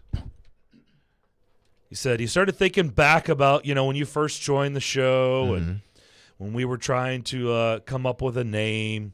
He said, now that Derek's back in the fold, how about you change the name to 3 Deep? Not 3D. We've had that theme today with Tyreek Hill. How about 3 Deep? Or it could be 3 gangs deep. It's a lot of work, though. 3 deep is quick, Yeah. I'm looking for the less work part. Yeah, you're right. Because right it'll now, always be the number 3 in D. Yeah. It's a playoff 3D, but just takes a little bit further. Yeah, because you also use pictures. Like you can put like the water, the depths, like deep. Yeah. Or you could put, 3-pointer deep or pass deep bomb. I'm just saying it's not bad. Or deep hockey shot from the wing. Or we could call it 3 Daddy. That's what the D stands for, is Daddy. Darren, Donick, and Daddy. Darren, Donick, and Daddy here today. Charge me. I think our listeners need to hear that again. Well, play it, Daddy. I feel almost embarrassed, but I don't feel embarrassed. I do, but I don't. Well, let me just tell you, sense? Elijah has enjoyed it. He is. Oh, Elijah, he loves it because when he heard it the first he was time, like in the he was floor. just like giggling. Like, I couldn't breathe for 30 seconds. If you missed it, here is what transpired in the first segment of our show this morning. He's a really good blocker. Yeah. Yeah, that's not good. What was that? Elijah. What was that? Because That's there's like chaos. Let's Like I look up, right? Elijah's in the floor. You're over here like scrambling with your phone. You're laughing. I'm like, what is happening? And then it happened again, 10 minutes later? Yes. And Darren heard this one. This summer, he's going to, I heard it that time. Charge me, Daddy. Yeah, so listeners, if you want to have some fun with your phone, I don't know if you figured this out, but if you want to have some fun with your phone, you can, a friend of mine showed me this, where you can, you go to your shortcuts, and you can do it with anything. Like if your alarm, you set your alarm, or you get close to your workout place and you pull up to your workout place, it can voice activate and say, hey, listen, get in there and kill it today, Get in there and really give it your all, burn, whatever. It can say whatever you put down there. So I just wanted to have a little fun with my cell phone, like when I plug it up, Is it okay if the listeners hear it again? I'm going to play it. I want to play it so they can hear, so there's no noise around. The fact that you keep asking us makes me a little bit worried that there's something else coming. No, there's nothing else coming. It's just this. It's All right. me plugging in my phone. And this is what, it says. Charge me up, Daddy. That's what it says. I mean, if you want to laugh and have fun and I do little stupid stuff like this with my phone because it makes you laugh, man. It just, if somebody around, they might laugh too. They might need a laugh for that day. Yeah, typically when you hear that, you're not angry. No, you're not angry. You mood. just laugh like, what? Yeah. What did they just say? Yeah, so there you go. Along the lines of our conversation with Joe Fortenbaugh, I just saw this. Looks like the Missouri House has just passed the sports wagering bill.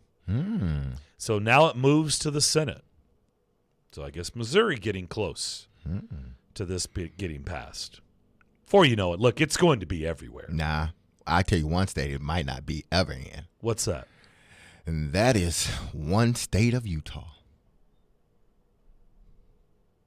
Why do you say that? It's just I don't think it'll ever be in Utah. I mean, it's just one of those states, man. Some states it's just, they're not going to pass it. When they realize how much money they can make, it's amazing how they can change their Well, mind. I mean, there's money but there's money being made, from different things, and Utah still hasn't. It's just one of those states that's just not going to go that route for whatever reason. So I can't see Utah. Unless if I'm mistaken, do they have betting in Utah? I don't know. Not that I know of. Yeah, and I don't think it probably never comes up on the ballot either. So I don't think Utah's going to be one. They might be the very last. Like, after everybody else does it, they'll wait a couple of, 10 more years, and then they'll do it. Well, I'm surprised Florida isn't. Calvin Ridley probably wishes that they were up and running because he'd probably be playing football next year. Yeah. So Florida's it's not legal in Florida? No, that's how the whole Ridley thing happened. That's how he got caught. That's how he got busted. Oh, I didn't know if. I just thought somebody saw his name. That's because you can't bet, period, if you're in the NFL. That's how the Hard Rock got busted, too, because they weren't supposed to be doing that. Now, they have casinos. Yeah, like but you can't bet. They're like slots. Like most, I don't think they have anything other than slots. But you can't make a wager on a game. You're not supposed to. No, they don't have sports betting. That's what I'm saying. Yep. Nope. So that's how the whole thing got blown up. Again, it's like, okay, he shouldn't have been doing it. Ridley shouldn't have been doing it. Shouldn't have done it. But I guess the person that told on him didn't know the rules either. Well, I'm not sure about it. I'm pretty sure probably they knew. So they sacrificed what they were doing. They sacrificed everything. We've got, let's see, who is this? I don't know who this is on the text line. I think it's Mark and Gallatin. On our text line driven by WilsonCountyHunter.com. Utah has a lottery. They have a lottery, okay. They have a lottery. Only Alabama and Mississippi do not. Have a lottery? Okay. They can justify a lottery, just like other states have justified lotteries. Why? Because it brings them in millions and millions and millions. And then where does it go? Sports wagering. No. Where does it go? Schools. Exactly. There you go. Schools. It goes to schools. Hey, when you say schools, like we're in. We're in. It's us. Come on. Everybody feels good, right? Exactly. It's for going the kids. to schools for the kids. For the kids. Hey, we sacrificed. It's for the kids. It's all for the kids. You don't think they can't say the same thing with sports wagering? Nope. Can't. Sure they can. No, they can't. Sure they can. How many other Those people companies have to pay millions to get legalized in your state. You have to pay them every year. There's like a fee. It's like a PSL. Well, actually, PSL's one-time fee. This is every year to reoccurring re-up. fee. Yeah. Yeah. I don't think they're going down that route. I think lottery is good enough for them. Okay, we'll see. Mega Millions.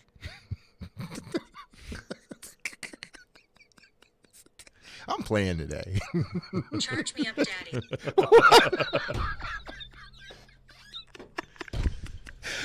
All right, we'll come back and talk about the games we do like tonight, right, as the NCAA tournament action begins. Like I said, Arkansas's play-by-play guy coming up at high noon. But right now, caller 5, lucky caller 5 on our phone line driven by WilsonCountyHunter.com, 615-737-1025, a pair of tickets to see My Chemical Romance at Bridgestone Arena on August 23rd.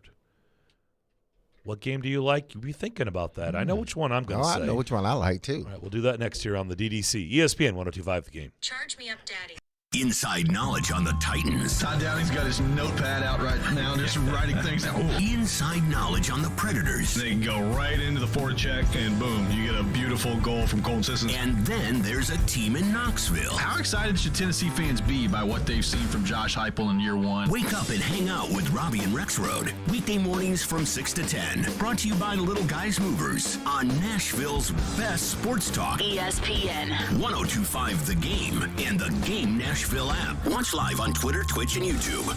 Hey Nashville, it's Jared, and there's a new go-to for home furnishing. Social Furniture on the West Side is independently home-owned furniture store in Nashville. Forget the big box stores. Shop local, shop social. They have all the best brand mattresses, sofas, recliners, love seats, sectionals, coffee tables, and more with no waiting. They will deliver it the same day. That's with everything at Social Furniture. Enjoy new furniture now with no waiting. Shop local, shop social. 5412 Charlotte Avenue near White Bridge Road, and tell them Jared Stillman sent you.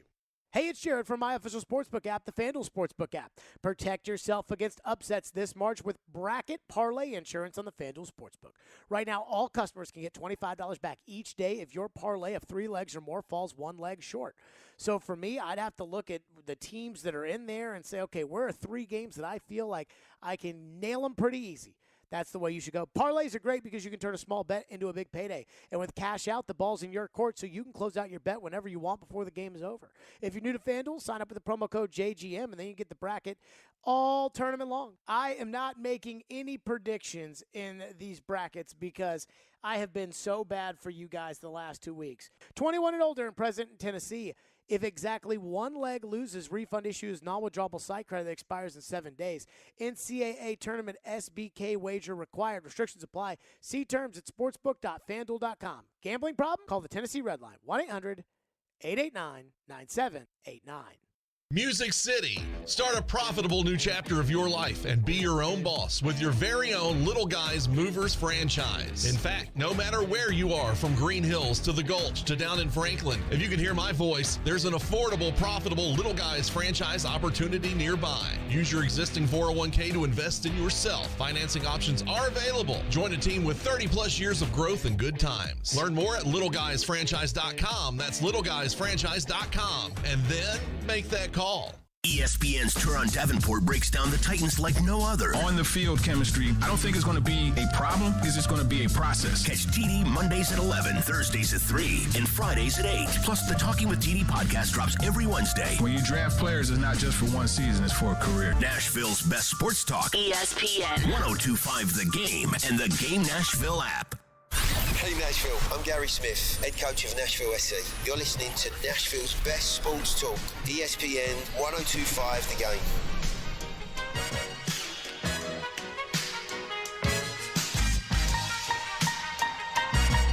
Congratulations, Andrew Fudge. Yes, I think that must have been Fudge on our text line. Love the name. Mm-hmm. I'm hungry now. So that was not just a nickname. That's really his name when he said Fudge. Can't confirm. Elmer Fudge. He was lucky caller 5, the Fudge Man. My Chemical Romance, Bridgestone Arena, August 23rd. Good stuff. All right. You've been thinking about it tonight. Tournament tips. First tip will be 6:09. We must be exact. 6:09 p.m. this evening. Arkansas and Gonzaga in San Francisco at the Chase Center. Zags are a 9.5-point favorite. We're going to learn a little bit more about this Arkansas team, the lone SEC team still left in it, coming up at noon. Michigan and Villanova will tip in San Antonio at 6:30. Okay, I'm not going to give the exact times anymore because it's silly. 6:29. 6:30. So Arkansas and Gonzaga will be on CBS. If you're looking for the games, Michigan and Villanova will be on TBS. Then the nightcaps, Texas Tech and Duke, Houston and Arizona. Arizona is a 1.5-point favorite as a 1 seed. Duke and Texas Tech, 2 versus 3. Depending on where you look, Texas Tech by a point, basically a pick 'em. Mm-hmm. Villanova is favored by 5.5 over Michigan, depending on where you look. So what do you think? What's the game you like the most? The game that you feel the most confident about? It's between 2 of them. Even though I would love to pick Arkansas over Gonzaga with that 9-point, they're giving Gonzaga 9, right? 9.5. 9.5. I would love to pick that because I don't think Gonzaga will beat Arkansas by 9.5. If they do win, I think it'll be more in a 4 or 5 point range. But Arizona, Houston, I think Houston wins that game. Even though, and it will mess up my bracket because I got Arizona and Purdue in the finals, but I got Purdue winning the whole thing.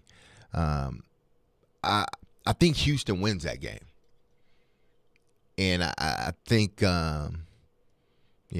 think Vegas Houston wins? I think Vegas is right along with me because of what is it, 1 point? 1.5. 1.5, yeah. I mean, as a 1 seed. Exactly. So I'm picking Houston. And I'm picking Villanova more than 5 points over Michigan. I think Michigan, they played their hearts out versus UT. I think now it's done. I think they get beat by more. The run is over? Yeah, I think they get beat by more than 5 points. What is it, 5.5? I got it at 4.5. 4.5? Yeah, I think Villanova wins by more than that. Oh, it's going down. Mm-hmm. It's gone down to at least 4.5 on the sports book that I use. Mm-hmm. Yeah, so I'm picking Nova and Houston. Points or straight up? I'm picking Houston straight up. Houston straight up. I'm picking Villanova straight up too, really. Well, but if you the points, I'm still picking them too. Okay. But if it was just a flat, it was a pick'em game, then I'm picking Houston and Nova. I'm taking Arkansas on the points. I'm just telling you. And by the way, Joe convinced me even more. I had already gone there with Arkansas on the points. But Joe Fortenbaugh, when he put that out there, what was the Zags haven't covered a game last 9 games, haven't covered or Yeah, they don't cover very much. They will the teams like Memphis and Arkansas that are insanely physical tend to give them a little more trouble. Yeah.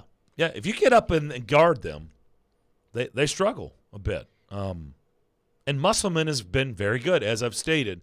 When we've talked about the whole Rick Barnes scenario, Musselman is a guy that was like music to your ears when Joe said that, wasn't it? What? When he said, Musselman, he gets his guys going. Did I not say Musselman gets to this spot? Like, why does he always find a way to get there? Music to your ears. Yeah, it was.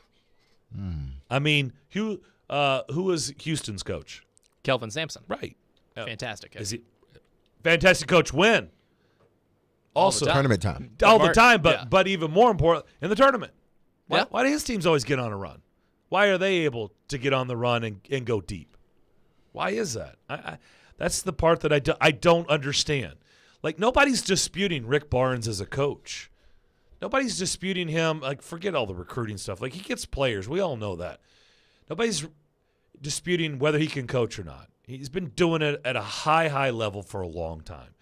But why is it that his teams do not respond in the tournament? Why? Why does there always something? With all the excuses that we've thrown out there since they went down to Michigan, and I've heard these for years and years and years. Well, last time I checked, Rick Barnes isn't out there shooting. I mean, they couldn't shoot. Well, yeah, okay. Well, they also couldn't defend either because they gave up almost 80 to Michigan. So why is it that his teams, for whatever reason, always have an early exit? I don't have an explanation. I'm literally asking the question, what is it?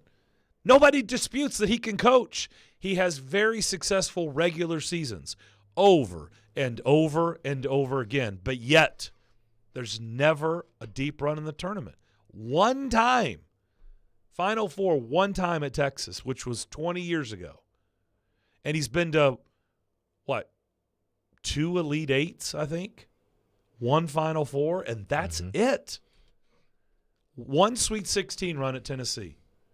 And was this year 7? 1. That means he won 2 games. That's it.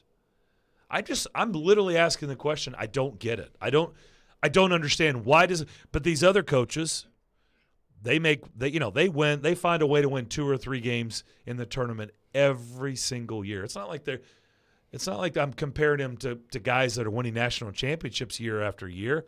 I'm just talking about there are certain coaches that, even like an Ed Cooley, why does he always win 2 games like every year in the tournament?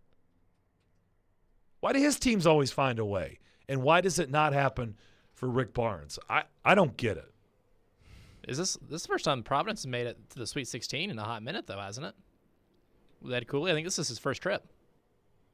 For his first trip? I guess it's been a while, hasn't it? Unless my memory he's been there a while, so it may have been. Let's go look. I don't know how many Sweet 16 appearances he's had. He's been at Providence now for double-digit years? Oh yeah. Probably 12 years, I would say. As long as I can remember. Look up how many times he's gone to Sweet 16. Which, by the way, if you're a really good coach and you're at a good program, is that really that big of a deal? The Sweet 16? I mean, is that like something you're going, hey, you won 2 games in the tournament?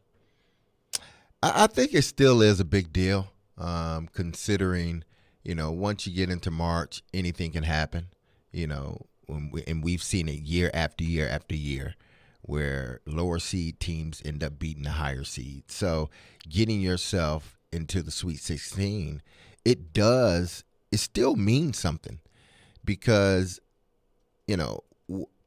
Gonzaga, they found themselves in the Sweet 16 now. Just think if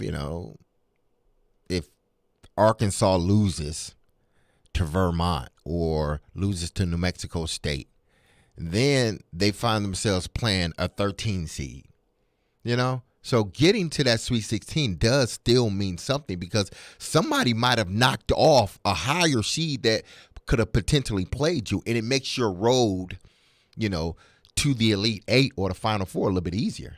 So I think the Sweet 16 still means a lot to universities, but universities like Duke, Michigan State, Kansas, teams that are always in a tournament, they expect to get to the Sweet 16. They expect it, but it still is big to the university that you're in the Sweet 16. Yeah, no, I know. I'm not downplaying it. I know it's big, but I'm saying if everybody views you as a good program and a really, really good they expect coach, you to get to the Sweet 16. Shouldn't you be getting to the Sweet 16? Yeah. Because, one, your first-round matchup should be an absolute win, 100%. And then, your second-round matchup, you should be favored. It should be a game you should win as well. Mm-hmm. It's like now it's when it starts getting crazy, right? Like now is when once you get to the Sweet 16, you got to whittle down to 16 teams.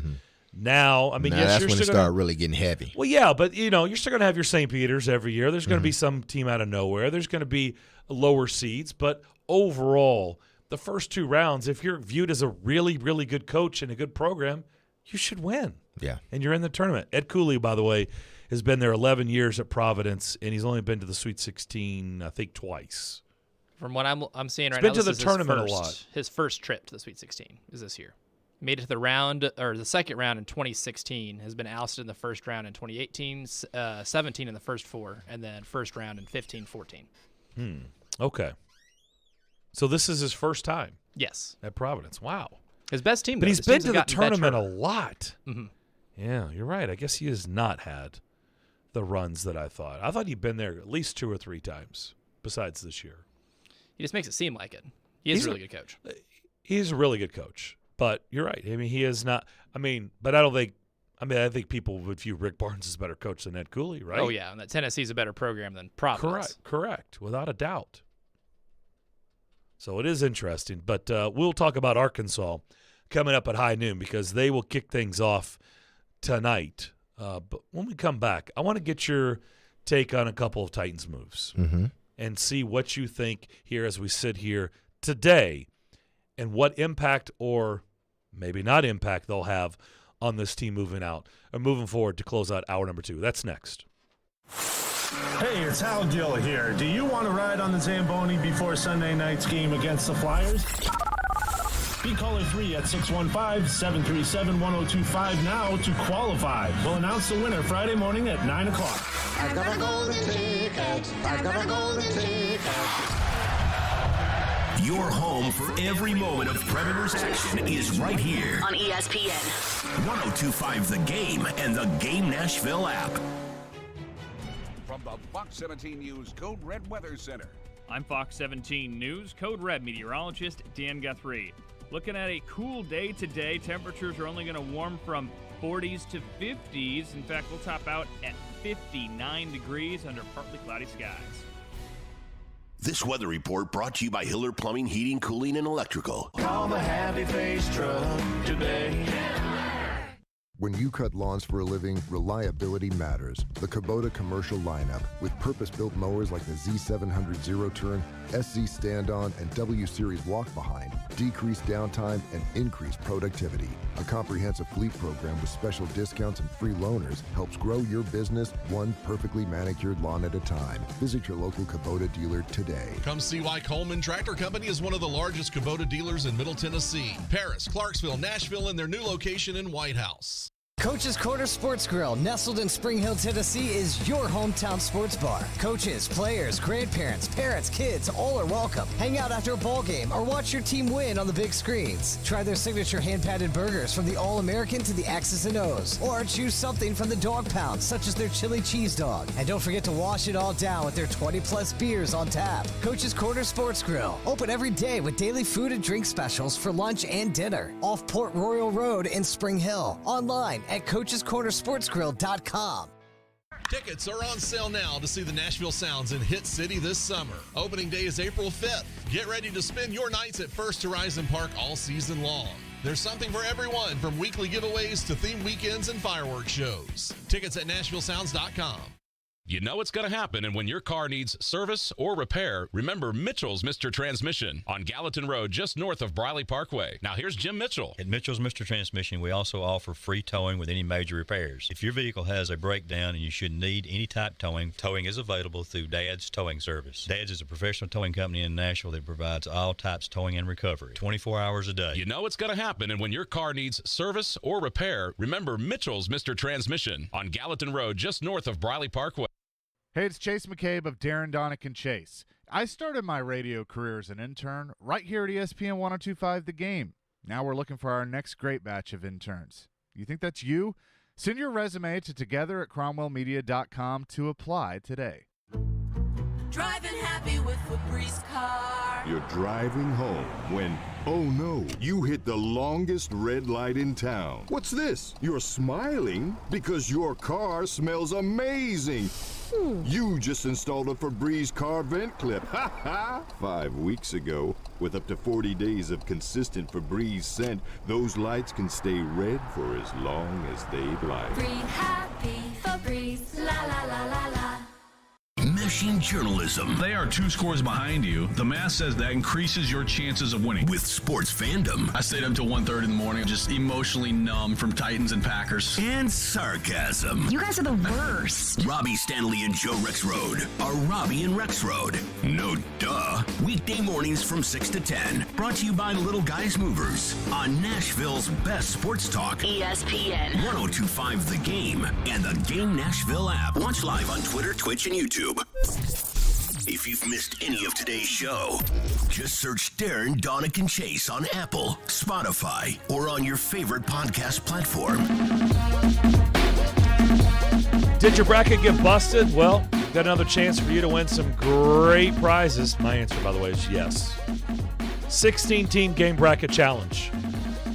Go to thegamenashville.com/bracket challenge for your chance to win a pair of tickets to see Shinedown at Bridgestone Arena on May 4th.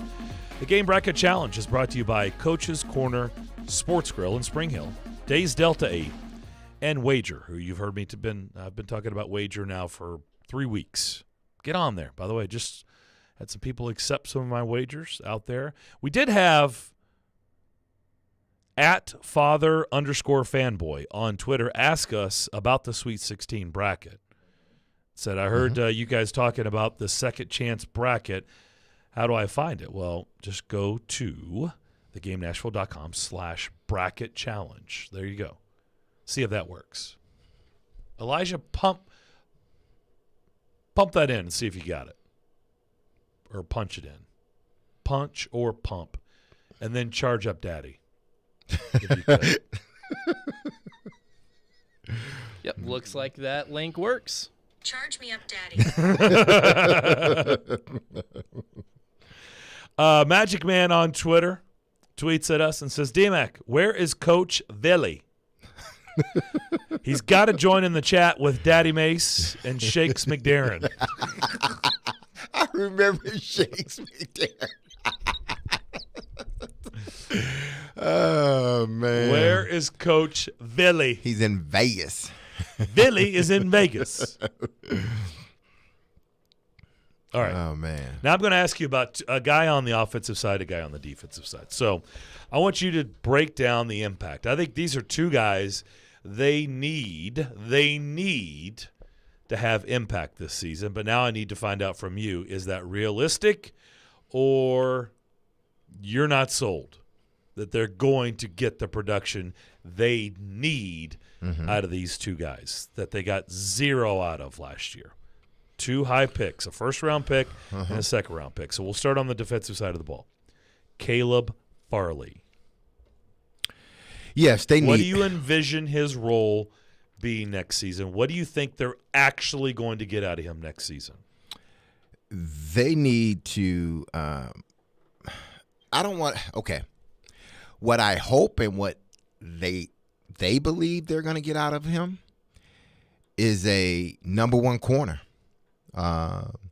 Because now with all of these receivers that are in the AFC, you're going to need, and this is a passing league now. We all know it. You need corners that can match up man to man if you want to play that style of that brand of football. You need corners that are smart, that are big and physical in today's game that's able to move, that's able to get in and out of breaks very quickly. They drafted Farley because they believed all of that. Long guy, long arms, can be pressed. I think they look at him more so like a Humphreys in Baltimore. Long guy out of Alabama. Long guy, long arms, can play man-to-man with anybody, can run with anybody. So Baltimore, they don't worry about his side. I think that's what the Titans are looking for in Farley, a guy that they can line up on any number 1 receiver if they need to, and he can pretty much get the job done. That's what they believe. That's what I'm hoping they get out of him. Will that happen? I don't know. I just don't. I mean, didn't play much of it, if any, at last year. Got hurt early. A guy that you drafted that was hurt. He got hurt again. That's a track record of a guy being consistently injured, playing a position that is a physical position somewhat, because you got to come up and make tackles. The Titans want you to make tackles in their brand of football on the defensive side of the ball. Can he hold up? I don't know. That's why I believe they need to go get another corner. Maybe not in the first round. Possibly try to get a second-round pick. But if you don't get a second-round pick, get one in the third round. You're going to have to get another corner because you just can't trust and throw him out there. You've got rid of a few corners from last year. You can't just say, hey, okay, listen, you're the number 1 guy. Nobody else. You're the guy. Well, he hasn't proven that he's the guy on the field because of the injury. So you got to have a backup plan to me. How scary is it to go into a season? Let's just go on the best case scenario. He's available. He is ready to go. He's finally put all that behind him. He's ready to suit up and play. Essentially, he's a rookie, right? Yeah. Because he's got no seat time in the NFL. How scary is that, throwing him out there, because now he's got to learn on the fly. He's got to learn out there. He doesn't have the seat time yet. And I get it. There's only one way to get seat time. That's playing. That's getting out there. But they need him to be out there and available a lot more than easing in. Maybe, last year a situation, or sometimes a situation, you get to ease them in. If he's available, I'm not so sure they can ease him in. I think he's got to be ready to go and play I don't know what the number is, a percentage of snaps. I don't know what that is, but it's got to be a pretty good amount. Here's the double-edged sword with this particular situation, because you are right. Some guys can just come into the league and they just got it. They just go. But typically those guys don't get hurt in college. They play all their college years pretty much. They're ready to go, and they're usually top 10, 15 picks. here's the double-edged sword with Farley, because you want to do that in the preseason, but you can't trust that he won't get hurt in the preseason.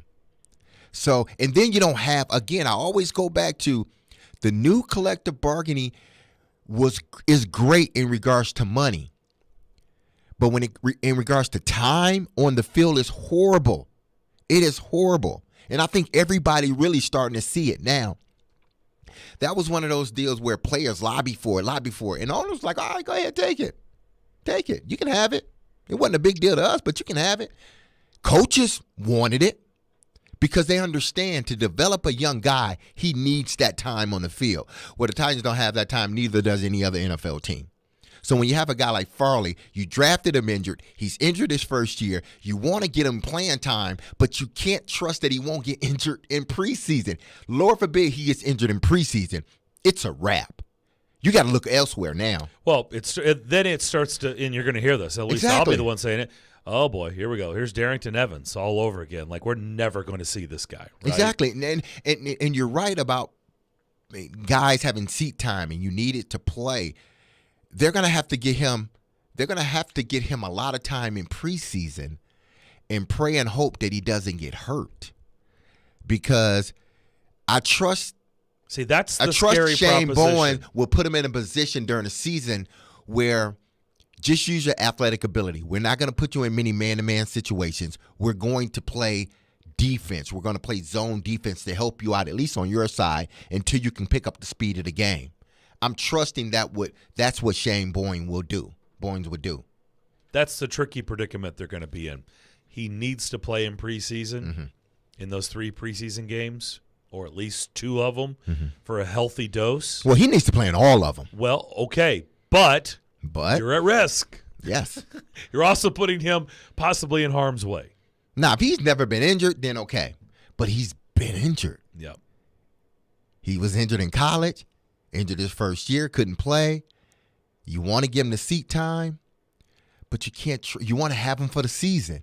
Like you said, Lord forbid he go out in preseason and get hurt because you're trying to get him some experience. Now everybody's looking back and they're looking at J-Rob like, first-round pick? You wasted a first-round pick. 2 years in a row? Mm-hmm. Really? All right, here's the other one. You probably know where I'm going with this. On the offensive side, Dylan Radins. Well, this offensive line from a run standpoint was great last year. Pass protection, they did suffer. They had to let go of their guard. They signed their center back. They don't have a right tackle. Well, they have one in-house, but, do they really trust him to play right tackle? So now you're inserting a guy, Dalen Radins. You insert Radins in on your offensive line. Again, I go back to, even though he has played, I just go back to you need the time. This offensive line has to build a rapport together in order to be the offensive line they want to be. It's one of those deals where this is a project, and your project needs to come up to speed very quickly. Because if it doesn't, then not only will the running game suffer, the passing game will suffer as well.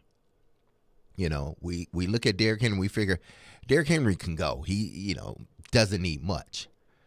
But Ryan needs a lot. But Dylan wasn't drafted to be a project. I understand when you that. draft somebody in the second round, he's not a project. But he hadn't been a starter either. Now you got to plug him in to be a starter at your guard position. So, it's one of those things where you're hoping and praying during these mini camps that he shows enough progress that you feel comfortable with inserting him on your offensive line as the starter day one. If you have any reservations, you're in trouble. 2 guys they desperately need this upcoming season, and none of us know what they're really going to get out of them. Nope. I don't even know if they know the answer to that as we sit here today, and I get it. It's just late March. We'll come back, start hour number 3 with Chuck Barrett. He's the play-by-play guy for Arkansas. They will get things started tonight in the NCAA tournament against the number 1 overall seed, the Zags. We do that next here on the DDC ESPN 102.5 The Game. Chase McCabe. Every team does that because of what might happen. Darren, Donick, and Chase. Weekdays 10 to 2 on Nashville's best sports talk. ESPN 102.5 The Game. ElectronicExpress.com. We make it happen. Shine down in 3, 2, 1. Cut the car! The hottest rock band on the planet, Shinedown. May 4th, Bridgestone Arena. It's about to get... With special guests, The Pretty Reckless and Diamante. Shinedown. Tickets are on sale now at the box office and Ticketmaster.com. Presented by 102.9 The Buzz, Nashville's rock station. Winning this award is truly like winning the Super Bowl of car dealer awards for Mercedes-Benz. Edwin Vickery, General Manager of Mercedes-Benz of Music City. Culture eats strategy for lunch. You have to hit on all cylinders to win this award. You can strategize all you want. You got to still have the right tools, and our tools are our people. Live the dream with 3-time Mercedes-Benz Best of the Best Award winner, Mercedes-Benz of Music City. Go to mbofmc.com. Hey, it's Elijah Campbell from Darren, Donick, and Chase, and I got my radio start right here as an intern at ESPN 102.5 The Game. It was an excellent experience, and we're now looking for new interns. If you think that's you, go ahead and send your resume over to together@cromwellmedia.com to apply. We're out of the brand name, but we do have the generic version of that. Serene's Pharmacy can't keep up with allergy season. Who's next in line? They need certified technicians to alleviate the headache. Ma'am, I'm so sorry for the wait. We'll have your prescription filled soon. I need some help. Indeed can help them hire great people fast. I need Indeed. Indeed you do. Instant Match instantly connects you with quality candidates whose resumes on Indeed match your sponsored job description. Visit Indeed.com/credit and get $75 towards your first sponsored job. Terms and conditions apply. From the Hillside Medical Game Studios, WPRT-FM Pegram, WPUZ HD2 Laverne, broadcasting 97.5 Murfreesboro, 106.3 Williamson County, ESPN 102.5 The Game, and the Game Nashville app. A Cromwell Media Station. Live from the Game Nashville studios, it's time for Darren, Donick, and Chase. With hosts Darren McFarland, Willie Donick, and Chase McCabe. On Nashville's best sports talk, ESPN 102.5 The Game. Third hour on this gorgeous Thursday here in Middle Tennessee. Darren McFarland, Derek Mason here in our Hillside Medical Games Studios. NCAA tournament getting cranked back up. And after this weekend, they'll have this thing whittled down to 4 teams. Everything tips first tonight, 6:10 our time.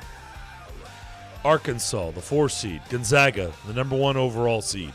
Out in San Francisco. They'll get the action started tonight. Arkansas's play-by-play man, who I believe we were talking to last season in their run to the Elite Eight, Chuck Barrett, who was nice enough to join us last year and kind of take us with their journey. And he's doing the same thing here today. He is the play-by-play guy for the Hogs. Chuck, how we doing?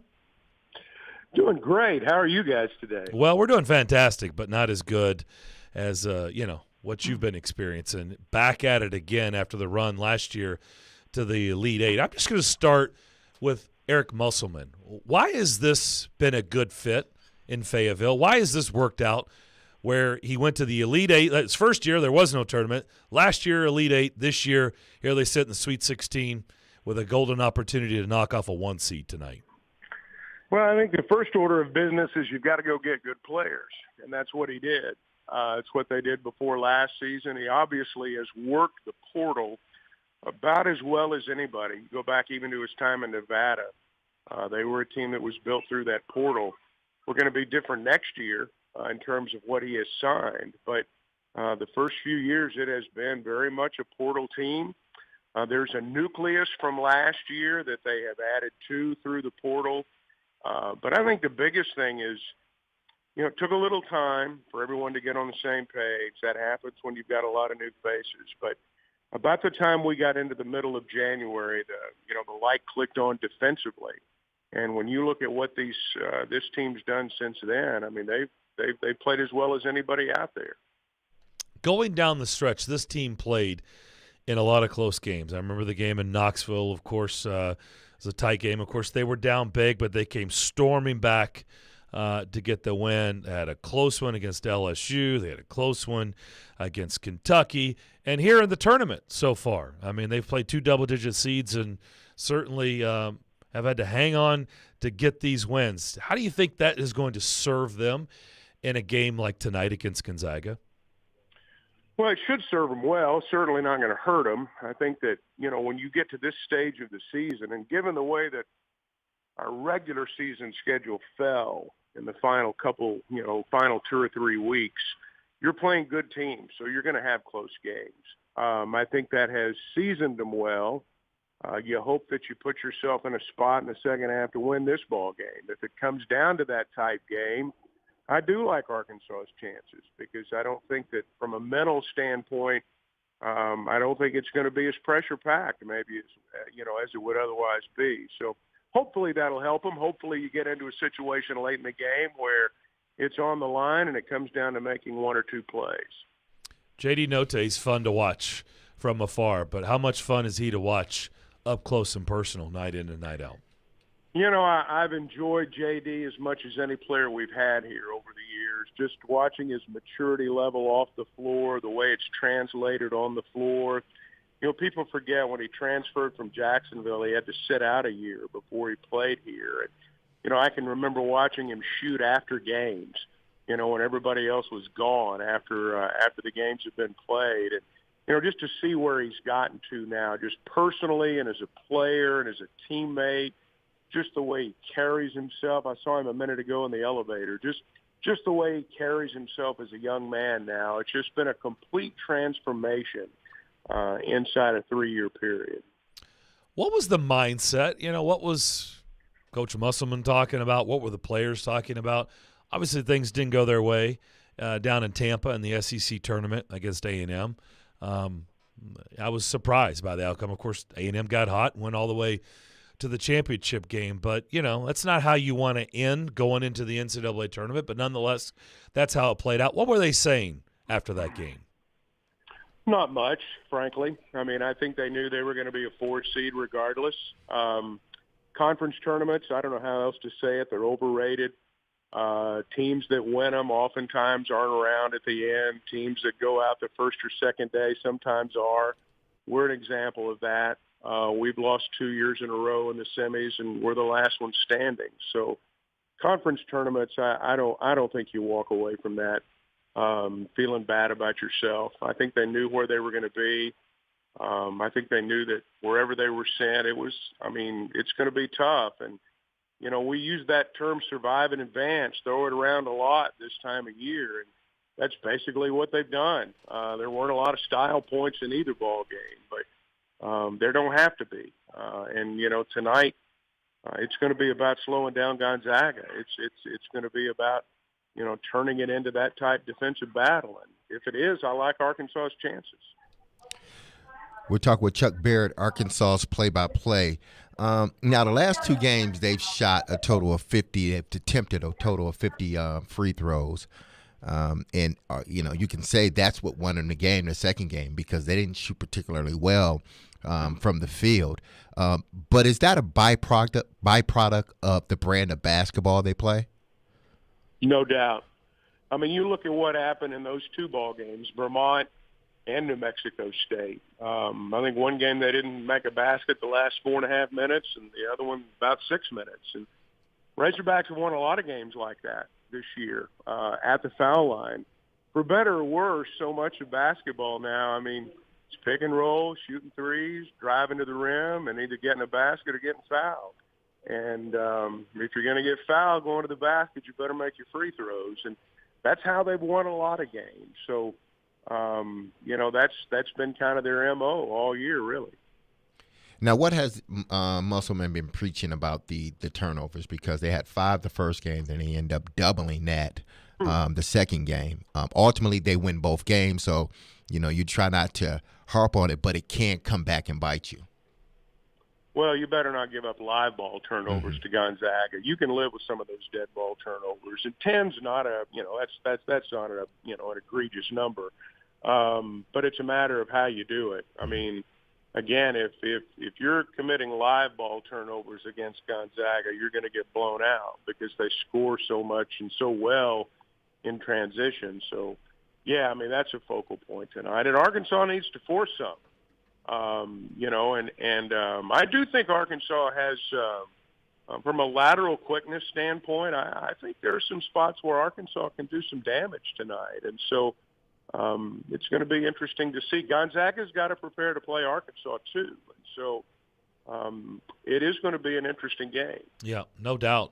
Everybody knows they've got Drew Timme and Chet Holmgren. Are they comfortable getting into a track meet with Gonzaga, or do they need to find a way to slow the game down and not get in that track meet? Are they comfortable with both styles? Well, I don't know that you necessarily go into it with the idea that we're going to slow the game down. I don't think that's part of their plan at all. No. Now, transition defense is going to be very important, and Arkansas is going to have to. They're going to have to find a way to. It's a simple phrase we've all heard "get back" since we played it in grade school, but there's a little more to it than that. But they are going to have to play great transition defense. I think Arkansas can force some turnovers.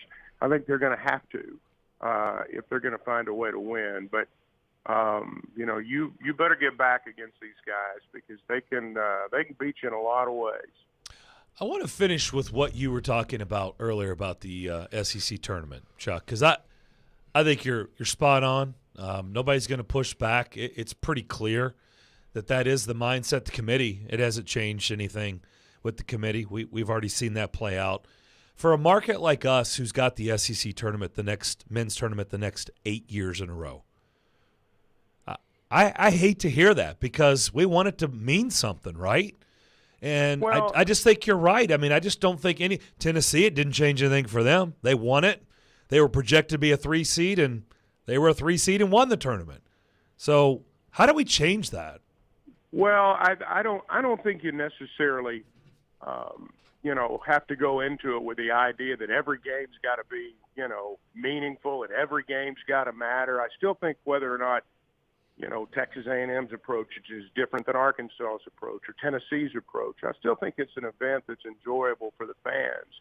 The one thing that I did not like this year about the way our schedule fell was, we played, and you talked about the schedule down the stretch, who Arkansas played.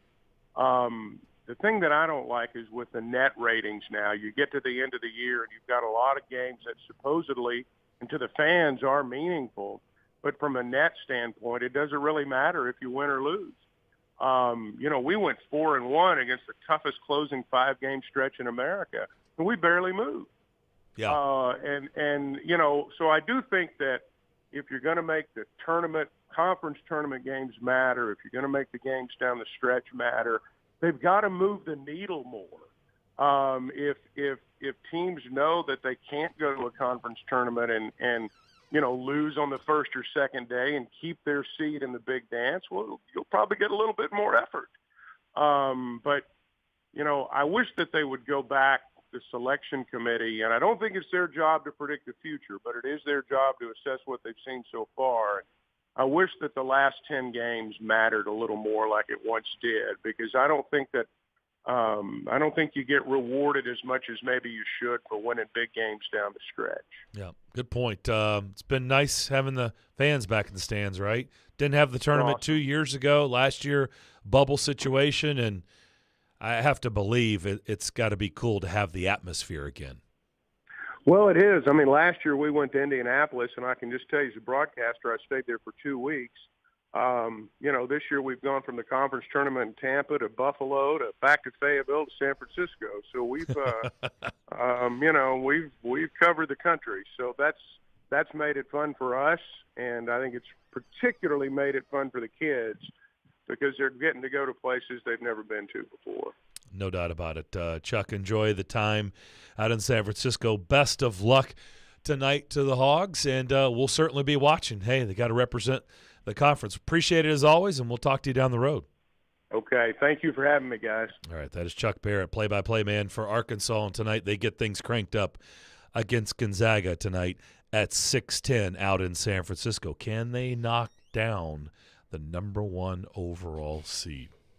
Find out. Elliot Friedman coming up at 1 o'clock. More DDC next. ESPN 105 Inside The Game. knowledge on the Titans. Todd Downey's got his notepad out right now, just writing things out. Inside knowledge on the Predators. They can go right into the forecheck, and boom, you get a beautiful goal from Colton Sissons. And then there's a team in Knoxville. How excited should Tennessee fans be by what they've seen from Josh Heupel in year 1? Wake up and hang out with Robby and Rexrode. Weekday mornings from 6 to 10. Brought to you by Little Guys Movers on Nashville's best sports talk. ESPN 1025 The Game and the Game Nashville app. Watch live on Twitter, Twitch, and YouTube. Gary Ashton here. Most people in Nashville know me as the don't sell without the intel and the guaranteed offer guy. But despite my accent, I'm also 100% guaranteed Nashville.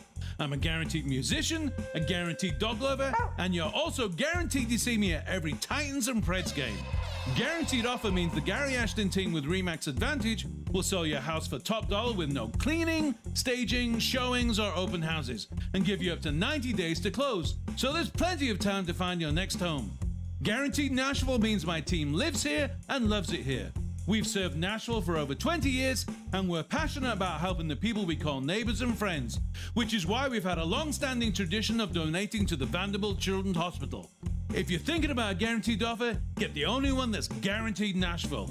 Request a no-obligation offer by calling 615-301-1650 or go to GaryAshton.com today. Remember, Gary Ashton, guaranteed Nashville. At Genesis Diamonds, it's not just a new year. It's a new opportunity to bring you more choices, more value, more ways to celebrate your love. So we've expanded our selection of exquisite hand-picked diamonds from a half carat to 15 carats, all shapes, all sizes, all at our famous no middleman prices. We've brought in even more exclusive designer jewelry, new cutting-edge fashion-forward rings, earrings, bands, bracelets, and pendants. We have the styles and looks on every woman's wish list, things you can't find anywhere else. And for 2022, Genesis is now offering a truly spectacular collection of luxury pre-owned Rolex timepieces. We have all the most popular styles in stock with no wait list and no restrictions. Is this the year you reward yourself with a premier name and timepieces? Come to Genesis in 2022 and let our non-commissioned experts help you celebrate those important milestones. We guarantee the best value, the highest quality, and the strongest warranties and guarantees in the jewelry industry. Genesis Diamonds and Luxury Pre-Owned Rolex Timepieces, Green Hills and Cool Springs. Tune in to ESPN 1025 The Game every Tuesday afternoon at 4:30 for ESPN's Trevor Maddich joining me, Jared Stillman, on Stillman & Company as we dive deep into the college football world and all the latest from the SEC. It's all brought to you by Houston Clinic Orthopedics, when experience matters. Bank of England Mortgage has been helping Americans live the dream of home ownership for over 100 years. Since their humble beginnings in England, Arkansas, they've gone from a community bank to a nationwide mortgage lender. BOE delivers innovative mortgage products with superior customer service and the most knowledgeable loan officers in Nashville. Find your nearest location in Middle Tennessee at BOE1214.com or call 615-823-1215. Bank of England Mortgage is a division of Bank of England Mortgage. Equal housing lender, member FDIC, NMLS 418-481. This is Alex King, a sophomore at St. Andrew Sewanee, a boarding and day school in Sewanee, Tennessee, adjacent to the University of the South. At SAS, my teachers care about me, not just as a student, but as a person too. Knowing that I have their support helps me to take risks to do my best. Learn more at sasweb.org. Tonight. Duchesne scores! Matt Duchesne sliding across to make the save. Duchesne. The Predators wrap up their West Coast trip in Vegas against the Golden Knights. Pre-game at 7, face-off at 8 on Smashville's best sports talk. ESPN 1025 The Game and the Game Nashville app.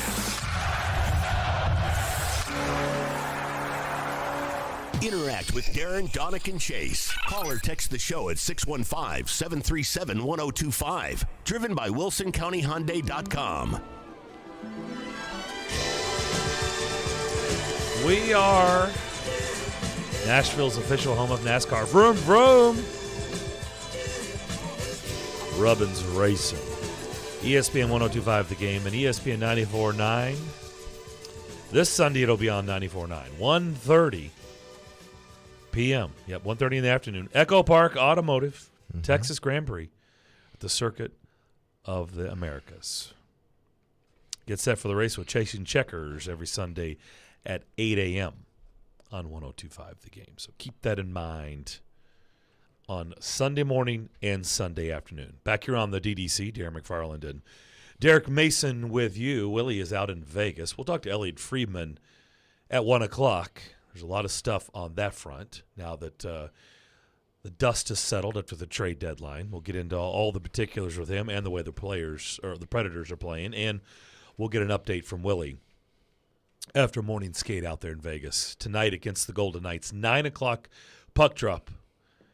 Pete Weber and Hal Gill will have your call here on these airwaves, and I'll have pregame for you at 8. Now, during the break, we were looking, and we're going to talk about this, but I got to see it set up because I didn't watch the Heat game last night. I mean, come on. But I guess there was a little bit of a spat during a timeout in the third quarter. What was it, Haslam and Butler? And Udonis. Coach Spo was involved, too. And Coach was in it. You laughed because I said, I know you've seen in-house fighting before.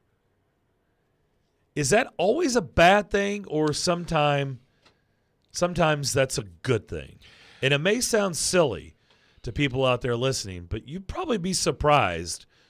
Sometimes that can bring a team together or maybe push them. It depends on the dysfunction within the organization or the locker room.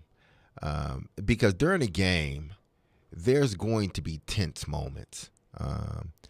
You see it all the time with Nick Saban. He's always just going at an assistant. And the assistant's just standing there. There's not much he can say, but he's just standing there. Because it's the emotion of the game. And, whether what we practice all week, we're not doing in the game, and why aren't we doing it? We went over it over and over again. Why can't you get them to do it?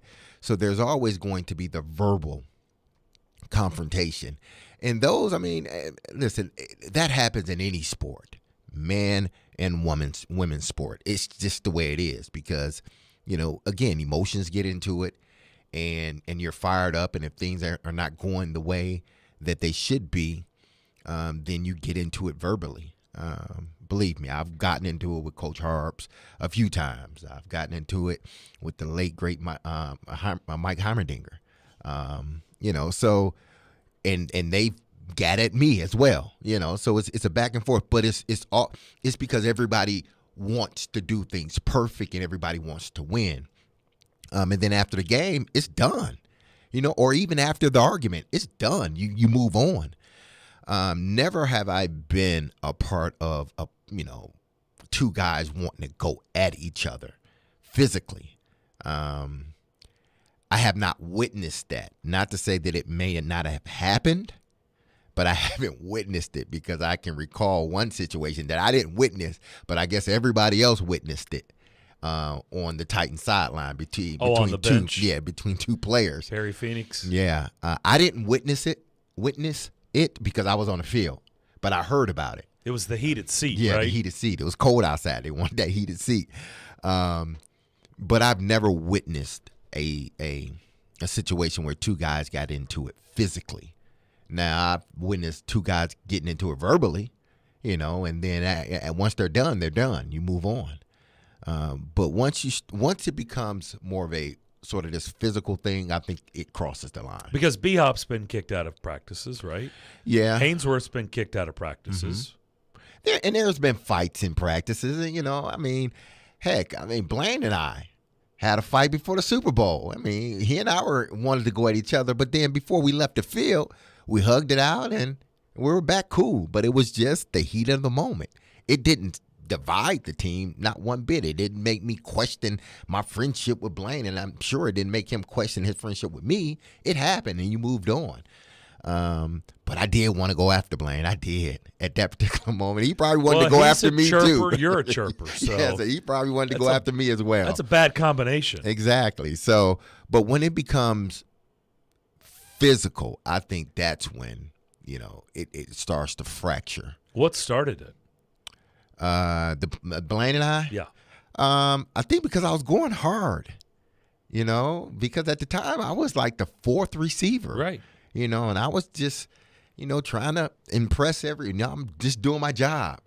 And, Blaine was like, calm down a little bit, young man. Just calm down a little bit. We got a game in a couple of days. Calm down a little bit. And I don't know how to, when I'm on the field, I don't know how to, put it into 75 or 80. It's 100 with me all day until practice ends. And he didn't take kindly to that. And being an older player, and I was young too, so being an older player, you kind of understand it because there's been times where you're going hard, and that practice squad player, that that guy that may be the fourth or fifth defensive back, he gives you that extra little nudge when he shouldn't have, and you get upset, especially during 2 days. You get upset, so I can understand it. Yeah, the people hearing that, players hear that today, and they're like, "Two what?" Yeah, they don't get it. Huh? Two of what? Two. Huh? 2 days? Oh, you mean 2 days of practice? No, 2 days. No, which means 4 practices in 2 days. 2 practices in a day. Yeah, they don't do those no more. No. Full padded. Full pads. Yeah. Morning and an afternoon. They don't session. do that no more. And I get it. I understand it. Yeah. So, but what did you say to Blaine when he was like, "Hey, young man, calm down"? He didn't say "young man, calm down." Well, I know that was the clean version for radio. He used other words. Yeah.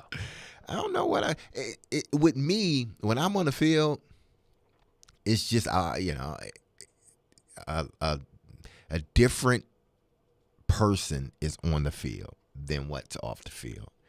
And if I feel you say something to me in any way, then I'm gonna come at you. And the part about me is that I'm gonna keep coming after you, like until I feel I won. I'm just gonna keep coming until I feel I won. Even if you beat me, I'm coming until I at least win one, and then I kind of back off. But no, I mean, and Blaine's a good friend of mine now. So, but we laugh about that every time. So, but yeah, I mean, but you got 2 guys that think the same when they're on the football field. They have the same mentality that just want to, from a defensive standpoint, you want to take your head off. From an offensive standpoint, I want to do the same because I play with a defensive mentality. So you have 2 guys like that going at each other. Somebody needs to be in the middle to kind of pull y'all apart. I think I even threw my helmet, which was completely wrong now that I think about it. I'm surprised you didn't get booted out of practice for that. Nah, I was too valuable. They wouldn't put me out of practice. Wait a minute, you just said you were the 4th guy. But I was the best returner in the league. You were. There was that. Yeah, he wouldn't boot me out of practice. But I think I threw my helmet at him. It just blacked out. And I'm sorry. I said I was sorry back then. So, But I don't know why. Do you think they have that on this current roster? No. Why did you say that so quick? Because I just don't. I mean, and you know what? Every roster is different. And maybe you don't need that. And this is not the type of NFL we're in now. Everybody buddy with each one of the players. Even if you don't play with them, you're buddy because you feel there's so much movement in the NFL. You might end up playing with this guy. Well, back then you didn't care. I didn't care what I said or what I did when we played Pittsburgh or Baltimore anyway. Because if I did have to go to their locker room, I knew they would respect me as soon as I walked in because of the way I played. So I didn't care if I hurt their feelings when I was playing against them. I think guys now, they worry about that. So much so that instead of saying something to somebody's face, they go on Twitter. And then they say everything. That is very true. They say everything on Twitter instead of saying that to that man's face when he's on the field. They always run back to Twitter and say it. So. But that was back then. I wish I did play now. Be a lot easier. Still would work hard, but be a lot easier. Well, I want to go back to that on the other side because we had a really interesting conversation yesterday that I kind of set back and let you and Willie kind of go back and forth on because it's about Twitter. It's about the number 1 receiver for the Titans and a comment that he made because I'm going to tell you what side of the fence I'm on. And I've had a little bit more time to let it all digest and see if I felt differently today than I did yesterday. We'll tell you, if you didn't hear that conversation, A.J. Brown tweeting about Marcus Mariota and his new 2-year deal. in Atlanta. Right now, I want to talk to you about Cool Springs MD. My friends over there, and you've heard me talking about them for years because I've been going there for years, and they've been helping me for years, and I know they've helped a lot of you as well. But if you haven't gone there, they can help you. And maybe you've tacked on some unwanted pounds that you would love to shed now that we're officially in spring. And, hopefully we'll get some nice weather, warmer weather here soon. I know the temperatures have dipped back down. But maybe you just haven't been as active, and maybe you haven't been careful with what you're, consuming, putting in your body. Well, they've got programs and products and people that can get you back on track and headed in the right direction. Rejuvenation, your appearance is important, and boy, does it get challenging as we get older. But they can discuss PRP, hair removal, Botox, and finally hormone therapy. Have you ever had your levels checked? Do you realize they go down as you get older? Do you realize when they go down, it can affect your mood, it can affect your drive, it can affect your energy, it can affect how you feel. Maybe you've been feeling off lately. Well, their experienced team can sit down and discuss BHRT, testosterone, estrogen. They do it all. And they do it all under one roof there in Cool Springs. It's a state-of-the-art facility at 1642 Westgate Circle. Look, if you're curious and you would like to learn more about them, just go to their website. Everything you want to know is right there, coolspringsmd.com. Or you can always pick up the phone and dial this number, 615-283-7291. That's 283-7291. Every Friday at 8:30 on Robby and Rexrode, we talk with the legend, Terry Chris, about all things Nashville Predators, presented by Copper Branch on ESPN 102.5 The Game and the Game Nashville app. It's that time of year again as college basketball's tournament is finally upon us. From all the latest odds, contests, and player props, BetOnline.net is the #1 source for sports betting needs and info. And it's not just basketball. BetOnline.net is your continued source for all your sporting wagering information needs, including live betting and your favorite Vegas casino games. BetOnline.net remains the best spot for sports scores, podcasts, and news this season. BetOnline.net, where the game starts.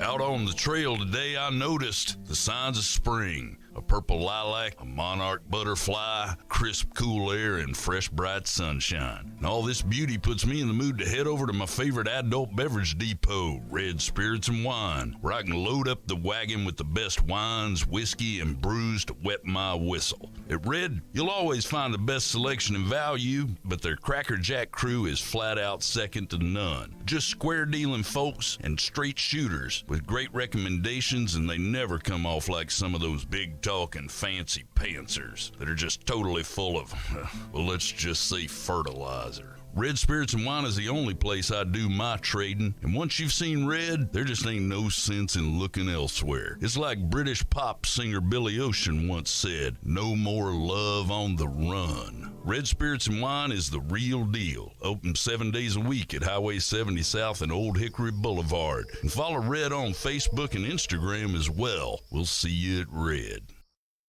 This is Stan Harrison, CEO of Apple Collision Centers. We understand that no one likes to deal with auto body repair and the inconvenience it becomes in your day-to-day life. I want to personally invite you to stop by and let our experienced staff see how we can help you make your vehicle look good as new. Apple Collision Center has 3 convenient locations, Old Hickory, Hendersonville, and Gallatin, ready to serve you. Come by and see us or visit us online at applecollisioncenters.com. ESPN's Turon Davenport breaks down the Titans like no other. On the field chemistry, I don't think it's going to be a problem. It's just going to be a process. Catch TD Mondays at 11, Thursdays at 3, and Fridays at 8. Plus, the Talking with TD podcast drops every Wednesday. When you draft players, it's not just for one season, it's for a career. Nashville's best sports talk. ESPN 102.5 The Game and the Game Nashville app. What's happening in Nashville? This is Scott Van Pelt. You're listening to Nashville's best sports talk, ESPN 102.5 The Game. Just keep in mind, you can always watch us streaming live on Twitch, Twitter, YouTube, and Facebook every single day. Our video streaming is brought to you by the law offices of Amanda Gentry. Back here on the DDC, Darren McFarland, Derek Mason, Elijah Campbell manning the board here at the Hillside Medical Game Studio. We got into the conversation yesterday about A.J. Brown's tweet that certainly made its rounds, certainly made a lot of news. Marcus Mariota had signed a new 2-year deal with the Falcons. The NFL tweeted out that had happened. An alert. Falcons signing Marcus Mariota. A.J. Brown quote tweeted that in his retweet and added, "Best leader I ever been around," which did spark quite the conversation yesterday. And if I heard it correctly, as I kind of sat back and just watched you two, one being Villy, who is in Vegas, and D-Mace, I thought about the side, and I think I weighed in a little bit, but mostly just let you guys go back and forth. And I wanted to think about it a little bit more, and I wanted to think, okay, was I looking at it wrong? Would I feel different the next day? And the reality is no, I didn't feel any different. And I'm siding with you. I don't feel like he didn't proofread it, or he should have waited 60 seconds like Herm Edwards has always said to players. No, I believe that's the tweet he wanted to do, and that's what he tweeted out, and he got lots of comments. Because when you say best leader I've ever been around, your quarterback is Ryan Tannehill, and you're saying that about a guy who's no longer in the organization, a guy who's been gone for years now, and a guy that just signed with the Falcons, which have people raising their eyebrows going, because it is interesting. The Titans, when it comes to John Robinson, Mike Vrabel, they say just the opposite about Ryan Tannehill. They act like he is the greatest leader ever. Ever. I mean, they go over the top to gush about Ryan Tannehill. Okay? They seem to be very pleased with how he conducts business behind the scenes and on the field and in the locker room. True? No, you're spot on. Has there been anything that has us quite – look, we talk about this all the time when we hear Mike Vrabel press conferences, that we play all the time. And we evaluate them. You could tell when he really, really likes a player and when he's like, yeah, I'm going to say – I'm not going to give you any bulletin board material. I'm not going to give you anything. But also I'm going to keep it really, really, really short. Well, I'm not going to say much. Well, that's not the case with Ryan Tannehill at all. In fact, we were sitting there at training camp when Mike Vrabel, what sounded like, I don't know if he was questioning Marcus Mariota's leadership, but I think we phrased it, sounds like he wants more, wants him to assert himself more. Do you remember that, right? Yes. We were at training camp? Well, I thought, would I feel differently? No, I don't. And I know he's now deleted it, which it's too late. Yeah. Once you've put it out It's there. still out by the there. way, you let it hang out there for a good while. So you had no chance. Like, if you go look today, yeah, it's not there, but just Google it and you'll find it. You'll find everything you're looking for. I believe that's what he meant. And I'm not saying that that's wrong. Like, if that's how he feels, then that's fine. But you also have to understand, when you put that out there, well, you have the right to say whatever you want, and you have the right to your opinion, but people also have the right to question, like, why would you say that? Or the organization to question, why would you say that whenever Ryan Tannehill is your quarterback? Why would you say Mariota's the best leader you've ever been around? When you play for us, he plays for the Falcons, and Ryan Tannehill is your quarterback. I believe that's how he felt. I don't believe that, he worded it, wrong. I believe that's how he felt. I believe that he thinks that Marcus Mariota is the best leader he's ever been around. And there's nothing wrong with that, but there are consequences with that when you don't play with Marcus Mariota. So I agree with what you said, because I kind of feel like that's what you were saying. Yeah, because I can see you going out of your way, because you and Marcus, y'all built up a quick friendship, because that was your rookie year and he was your quarterback, and I know y'all envision big things between you and him, and you probably felt a little disappointed, or a little bit your fault when the job was no longer his. So I understand the, wanting to say something nice to an individual. But when you say things like that, these kids are too savvy, too smart when it comes to Twitter and technology and all that other stuff. I can see if it was a long, lengthy, tweet, but it was 6-7 words, straight to the point, period. It's just like Tyreek Hill. Yeah. When he tweets out just the eyeball emoji. Exactly. When Christian Kirk signs his deal. Exactly. Straight to the point. Or Devontae Adams signs his deal. Straight to the lengthy, point. Exactly. But it tells a message. It's straight short to and the sweet. point. Everybody gets it. When I put it out, I know what I'm doing. Everybody gets it. When he puts a tweet out like that, everybody gets it. And my thing is, again, why delete it? It was up there for a while. Why delete it? I can only assume that maybe he was nudged. Someone said that's not a team look. And what does Robinson and Vrabel preach? Team, team, team. And they should. It may have been his agent. I don't know. Do agents have that conversation? Man, they could, yeah.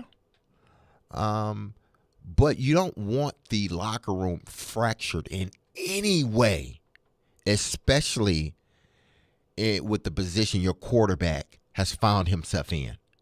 Meaning everybody outside of that organization is questioning him. Fans are like, why is he still our quarterback? Again, he's been dumped, and you said it yesterday, he's been dumped on more than just about anybody this offseason. And whether it be right or wrong, he has been. But then you don't need your star receiver to add fuel to the fire. You just don't. That's one of those deals where you don't have to comment on everything. People know you're still out there. People know you're still the number one guy for the Titans when it comes to catching the football. People still know you that dude. So you don't have to go out your way to make them understand it. Or to make you like the baseball stuff. Exactly, like the baseball stuff. Hey AJ, you are that dude for the Titans right now. You don't the extra stuff. You just don't need it. And when you do that, whether you and the quarterback have a great relationship or not, whether if you hated him, you still don't do it because it fractures the locker room. Well, you don't do it publicly because it fractures the locker room. I go back to my days with the Jets, and that locker room was extremely fractured. That organization, it was extremely fractured. And people would ask me, and I wouldn't tell them, especially after I left. I wouldn't tell them nothing. Like, y'all need to ask the people that are still there. Go ask Coach Ryan, because he's a part of the dysfunction. Go ask Tannenbaum, because he's the part of the dysfunction. Don't ask me. I'm just telling you, those problems that was there when I was there, they're still there, and I'm gone. So it's kind of like the OBJ thing. Yeah, point at OBJ, but then OBJ leaves. The problems are still there.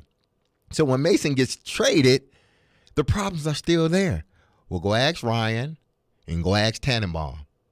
They know what the deal is. I'm not going to say what the deal is. By the way, you're talking about Rex Ryan. Rex Ryan, absolutely. Rex Ryan. Clarify. Exactly. Rex Ryan and Tannenbaum. Go ask those two jokers what the deal is. I'm not going to say anything. I'm gone now.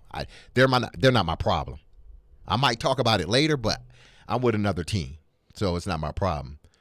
Because the locker room was fractured. I didn't want to add to it once I left. The Titans don't want anyone to fracture their locker room. They have a great locker room for what I understand. When that comes out with A.J. Brown, when he tweets that, people start to wonder, is he really? You got your number one wide receiver saying this. Is he really the leader they're portraying him to be? I don't know. As former player, I don't know if he is or if he isn't. I just know what the head coach is saying, what the GM is saying, what the left tackle is saying. He's the guy. They love his leadership, so I just go by what they say because I'm not in the locker room. But when your star receiver puts a tweet out about another player that's not even there, that's not even coming back to your team, makes you wonder. All right, the thing that I did think about a little bit more when thinking about the situation, I need you to tell me if you agree or disagree. I need to know your thoughts on what I have been thinking about with A.J. Brown. We'll do that on the other side here on Darren, Donick, and Chase, ESPN 102.5 The Game. This is Phil Tomasino, and this is Smashville. Cousins put it in front of the score. Tomasino lofts it in. 2-0 Nashville. This is the flagship of the Nashville Predators Radio Network, ESPN 102.5 The Game. From the Fox 17 News Code Red Weather Center. I'm Fox 17 News Code Red meteorologist Dan Guthrie. Partly cloudy, breezy, and cool this afternoon with a high of only 59 degrees, and we stay in this territory for Friday and Saturday. This weather report brought to you by Hiller Plumbing, Heating, Cooling, and Electrical. Call the Happy Face Truck today. Willie Donick here for Pella Windows and Doors of Nashville. Proud to announce that they have won the Top Gun Award for the best Pella sales organization in the U.S. They have the best culture, best customer satisfaction, and best growth in the business. To celebrate, Pella is offering their amazingly affordable products at 0% financing with no payments for 12 months. Do you need new doors or windows? I suggest you shop with Nashville's Pella experts at Pella Windows and Doors of Nashville. Go to PellaofNashville.com. Erectile dysfunction ruins sex, but it's more than that. It harms otherwise good relationships. It destroys marriages. It can cause depression and anxiety, and it can be extremely hard on a man's self-esteem. This is Kim for the Tennessee Men's Clinic, and if you're suffering with ED, if it's affecting you, I want you to know that if you're like most men, we can treat it and get you back to the man you used to be. At the Tennessee Men's Clinic, we're ED experts. Our protocols have success rates as high as 90%. We've successfully treated thousands of men in the Music City, and we have a variety of treatment options and treatment combinations that could have you performing like you haven't in years. You could even last up to an hour and experience great sex again that is satisfying for both you and your partner. In treating your health, expertise matters, so make an appointment today. Your initial appointment is only $99 and includes blood work and a medical consult. Call 615-208-9090 or go to TennesseeMen'sClinic.com. Visit our website to learn more, including side effects. Treatments extra. Results vary. Do you think all premium fuels are the same? Well, your engine doesn't.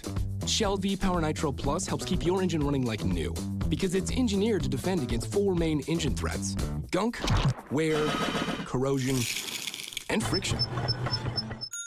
So next time, choose Shell's most advanced fuel ever. It's fuel for thought. In engines that continuously use Shell V-Power Nitro Plus premium gasoline.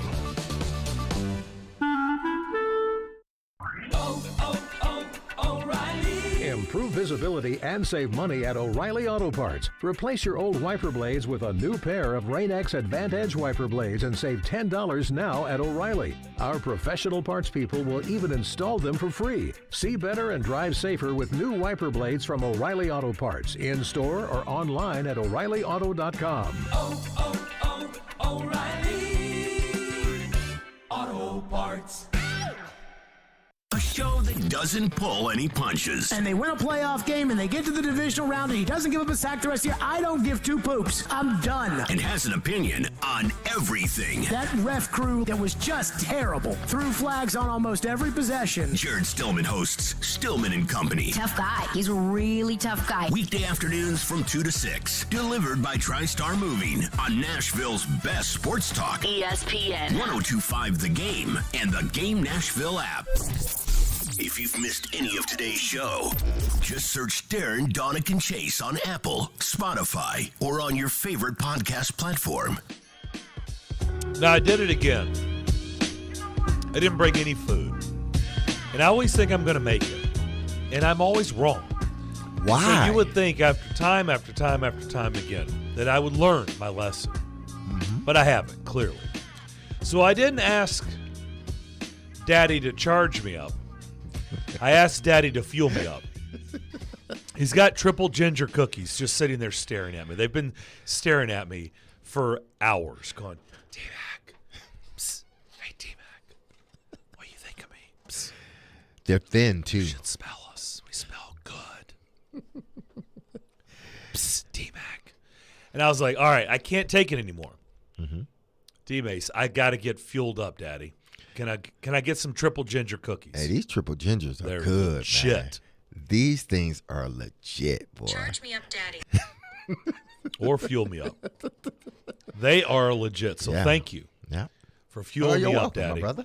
I need to get to the, I got to get to the finish line. Got to get to the finish Now, I line. was feeling a little Those faint. will help you. Oh, I was feeling a little faint. If With you a little notice, water? Oh, yeah. Now that we're back with the water, right? Yeah. I haven't slid them back your way. So Nah, I'm just you saying. can have them. I already ate my pack.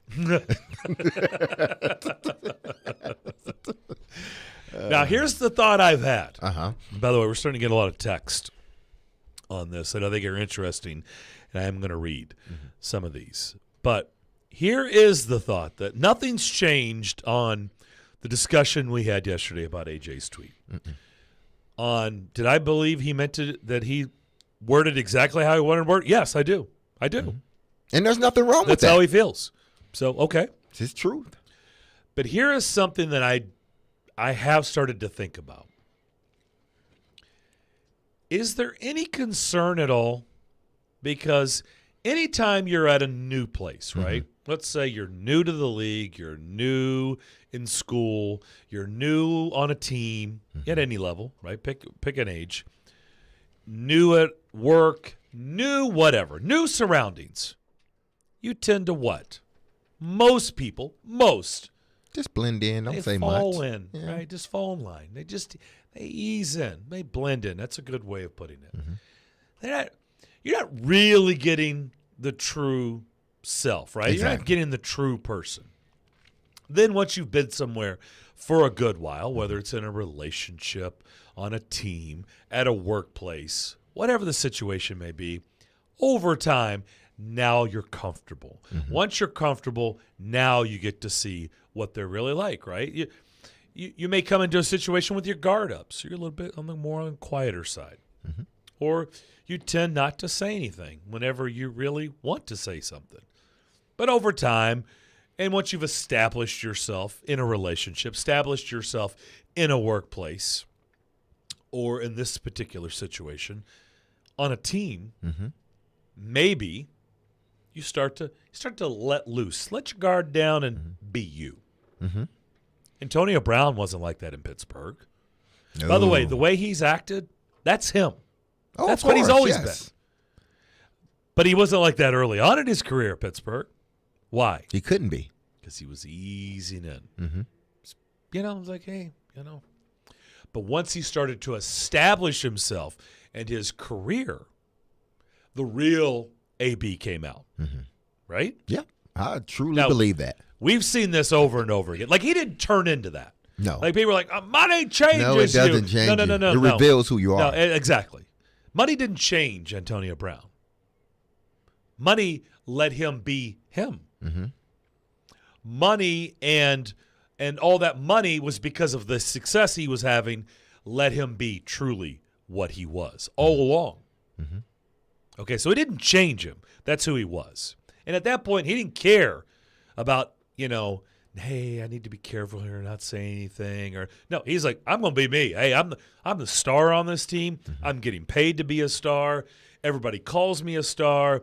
People want my autograph. Everywhere I go, everybody screams my name. I'm just going to be me.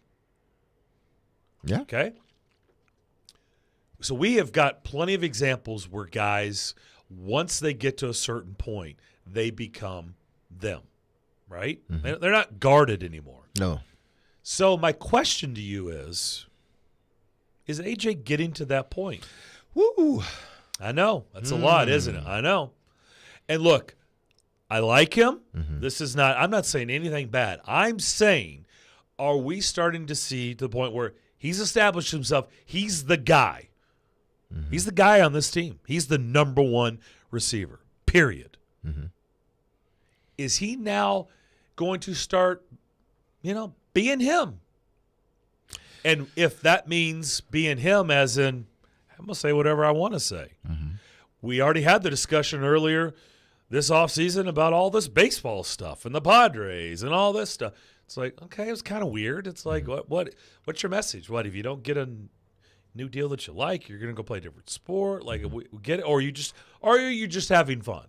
You know, because you did play baseball. And I don't know, but it's weird because it's like, where did that come from, right? Now we have this. So, okay, you're just paying him a compliment, but you could pay the compliment by saying, man, I'm really happy for you. Man, you're an awesome dude. You're an awesome player. Good for you. Good for you, man. New chance, new opportunity. There's other ways of putting it, as in other than best leader I've ever been around. Yeah, you wonder that, and I'm sure the Titans are probably sort of wondering. And that's kind of what I'm asking. Do you think they're starting to go, is this foreshadowing? Is this kind of like the things to come? It has to be in the back of their mind, not to say that. And listen, these kids are just different now. And I call him a kid, but he's not. But he's 20 years younger than I am. But they're just different now. And I think you have to worry about that as a GM or a head coach, because now if these young men feel a certain way, they can walk to their locker and tweet something out, It's not like, and that's basically what they do. It's not like they had to wait for the media to come, and then by the time the media come, they've already, everything already simmered down, and they're not in their feelings anymore, and then they don't say anything. Now, you say something sideways to me or make me feel a certain way, I'm going to go to Twitter. I'm just going to tweet it, and it is what it is. I hope, and I want to believe he's not that person.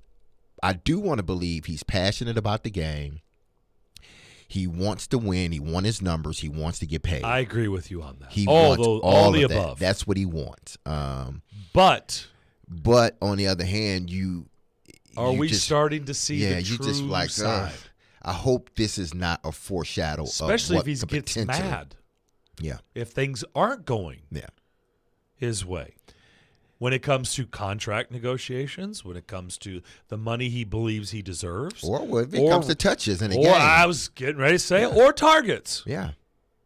Because, again, things get a little different when you're coming up to that contract year.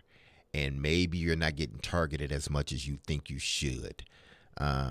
So you gotta think about all these things. And I'm pretty sure it's not like it's at the forefront of their minds, meaning Robinson and Vrabel. I don't think it's at the forefront of their minds, but I do believe there's been a private conversation. They're thinking like, I hope this is not becoming a pattern with him. He's been great. He's done everything that we've asked him to do.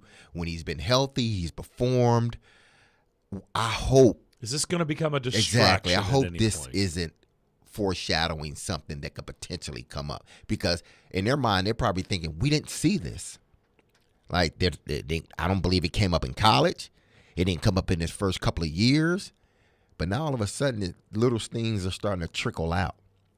That's why I say, when Willie said, that was just a throwaway line. That wasn't a throwaway line. I tried to think about that. I'm like, I just can't embrace that. I don't think it is. It wasn't a throwaway line. Guys, again, if Joe Flacco wasn't my quarterback, Steve just retires, or Steve, decides to leave, and or I left, they cut me, I go to Baltimore, I got a quarterback there, and Steve is, players last year here and coming to Baltimore, and I say, that's the best leader, or when he's in Baltimore, that's the best leader I've ever had. What is that? A quarterback here is thinking like, what? I wouldn't put my quarterback that I'm playing with in that position, even though I might have meant that. I still wouldn't have tweeted it out. Yeah. On our text line, driven by WilsonCountyHunter.com, John the Mailman says, Mariota being the best leader he's ever had doesn't mean that Ryan isn't a great leader. True. But then he goes on to say the two are not mutually exclusive. That's where I disagree. You can't go there. Yeah, because you're right. What you're saying is true. But again, using the reference, you have a significant other right now. Okay, you have a wife or a husband, significant other, and you make the comment about the ex or a girl, or a man, whatever.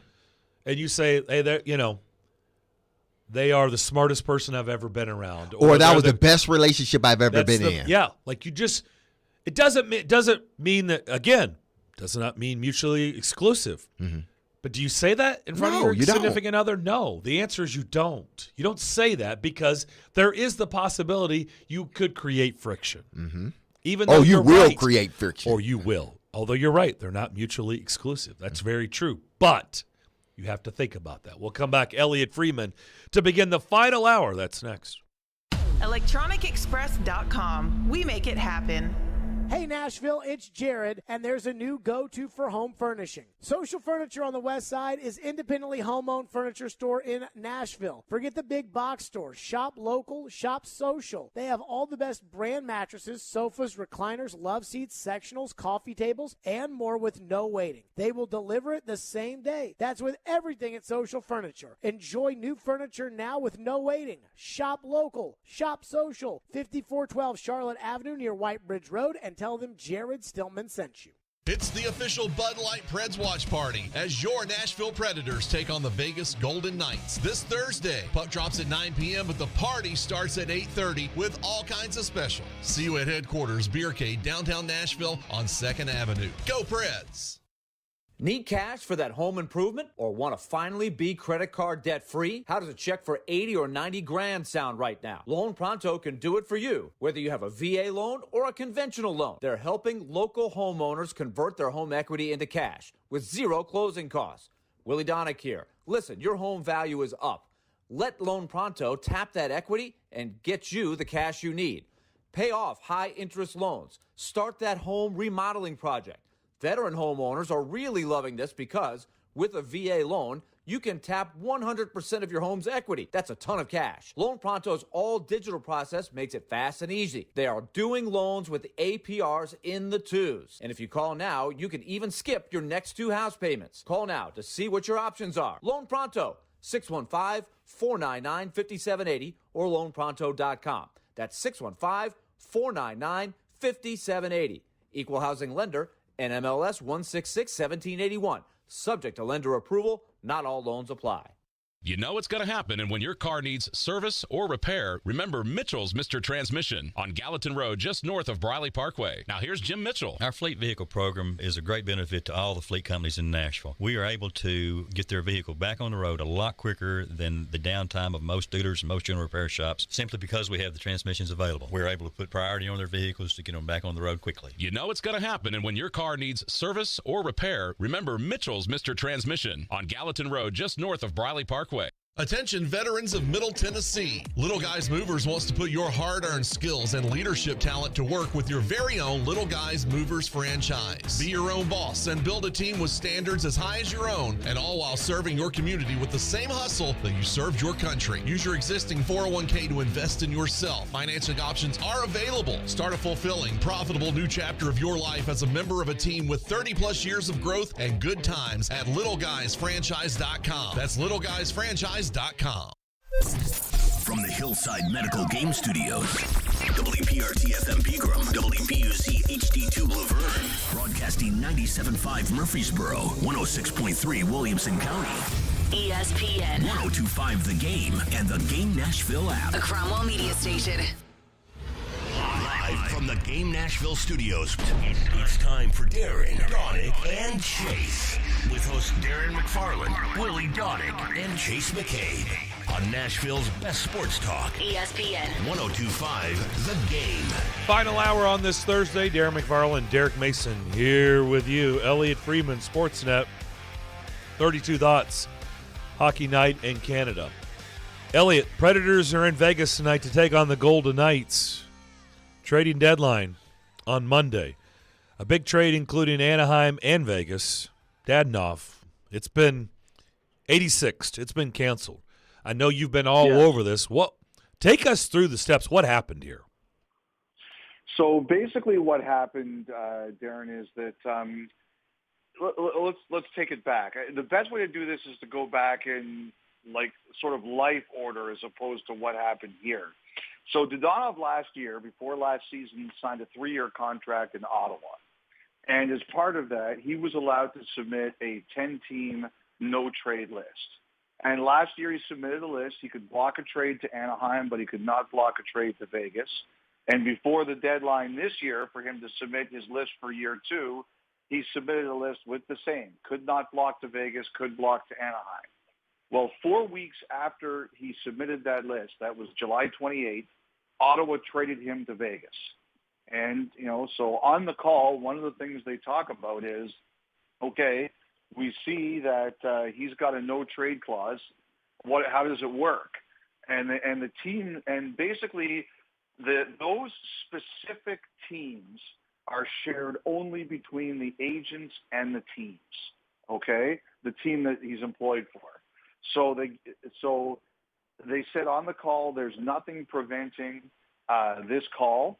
There's nothing preventing a situation where this player can be traded here. And either what happened was they were told the list hadn't been submitted, which is one story going around, or, which I think is possible actually happened, the list introduced on the trade call was last year's list. And since it was last year's list, that led the league and the Golden Knights to believe that Dadonov had not submitted on time, and therefore his list was void. So this year, on Monday, when they tried to trade him to Anaheim, the Golden Knights believed they had the right to do it, and the NHL believed they had the right to do it. But the agent for Dadonov came out and started screaming bloody murder. You guys can't do this. And eventually he produced documentation indicating that not only had he submitted the list on time, but he'd received confirmation from the team that he had submitted the list on time. So that's why the trade was voided. And, we'll see if there's any further fallout out of this. But as far as I can tell, that's the best information I can give you as to why this happened. How awkward would that be moving forward the rest of the way? Well, first of all, I think Dadonov deserves a lot of credit because he could have changed his mind and just say, okay, I'll go. Sure. And he said, no, I signed this for a reason. And I think a lot of us think that reason is taxes. But he did it. He had the right to do it, and he did it, and he stuck to his guns. Now, is it awkward? Probably. I think the Golden Knights have told him. They recognize that he made no mistake here.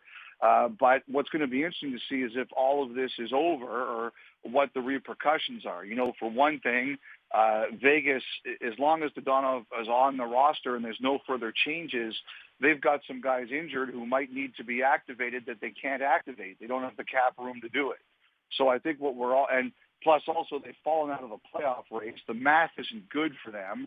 And so I think we're all wondering, do they get to a point where they still say they have to make another move, or do they just say, you know what, this isn't our year, and just punt it entirely? Yeah, that's where I was going next. So what are the Predators getting tonight in the Golden Knights? Because we're so used to them being at a certain level in the short amount of time they've been in this league. They made the big splash trade, in the offseason, or to get Jack Eichel, and now he's in the mix. And you just expected Vegas to be there again like they are every year since they've come into the league. But they've been spittering and sputtering for most of the season. They're coming off a 4-0 shutout in Winnipeg on Tuesday. They've lost a couple in a row, and as you said, they're on the outside looking in. So what are they here down the stretch of this regular season? What I think they are is a team that's really lost a bit of their identity. They've been damaged by injuries, and I think they're really struggling to figure it out. I think they, Vegas, when they went to the Stanley Cup final in their first year, they've really turned over their roster a lot from that, and they've brought in good players. And but this year too, one of the biggest issues is they've run out of goaltending. A year ago they had Fleury and Leonard. It was pretty obvious that keeping that duo was untenable. They traded Fleury, and then all of a sudden Leonard got hurt this year and can't play. And between that and some of the injuries they've suffered, the offense is dried up too. The thing about Eichel, and I've had a couple of people talk to me about this. It's really hard to come back in the middle of the year. And there are people who believe that Eichel will be a lot better the start of next year than he is right now. And I just think between injuries and a bit of a loss of identity, they've gone sideways. They can't score all of a sudden, too, guys. Shutouts back-to-back games coming into this one. It's one of those things where everything that's gone wrong has absolutely gone wrong with them. No doubt about it. Speaking with Elliot Friedman. So you brought up Fleury. So Fleury to Minnesota in the Predators division. Was that the biggest splash move at the deadline on Monday? Or how do you feel about that and maybe any other moves that we should pay close attention to that happened? I think that was a big one, obviously. It was probably the biggest one on Monday. Minnesota had not been happy with its goaltending. Minnesota had not been happy with its goaltending.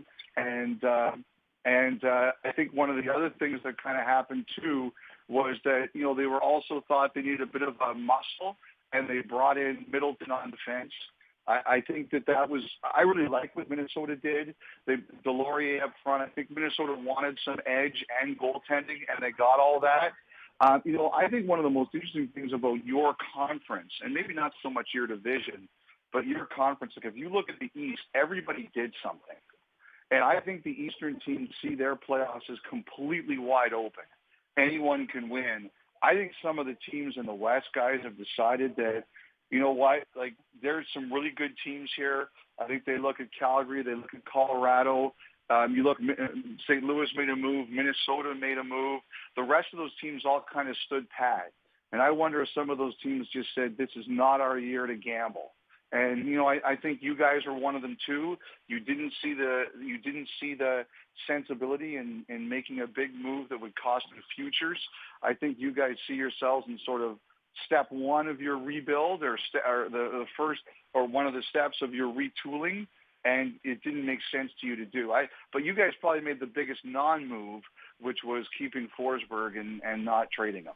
Yep, so let's go there. He's the all-time leading goal scorer in franchise history. That just happened.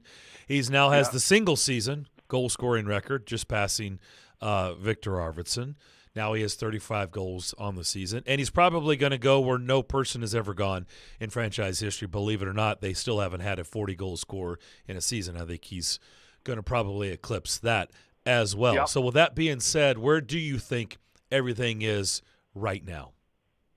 Well, I think what you guys decided was, or the organization decided was, they believe that they're going to eventually sign him.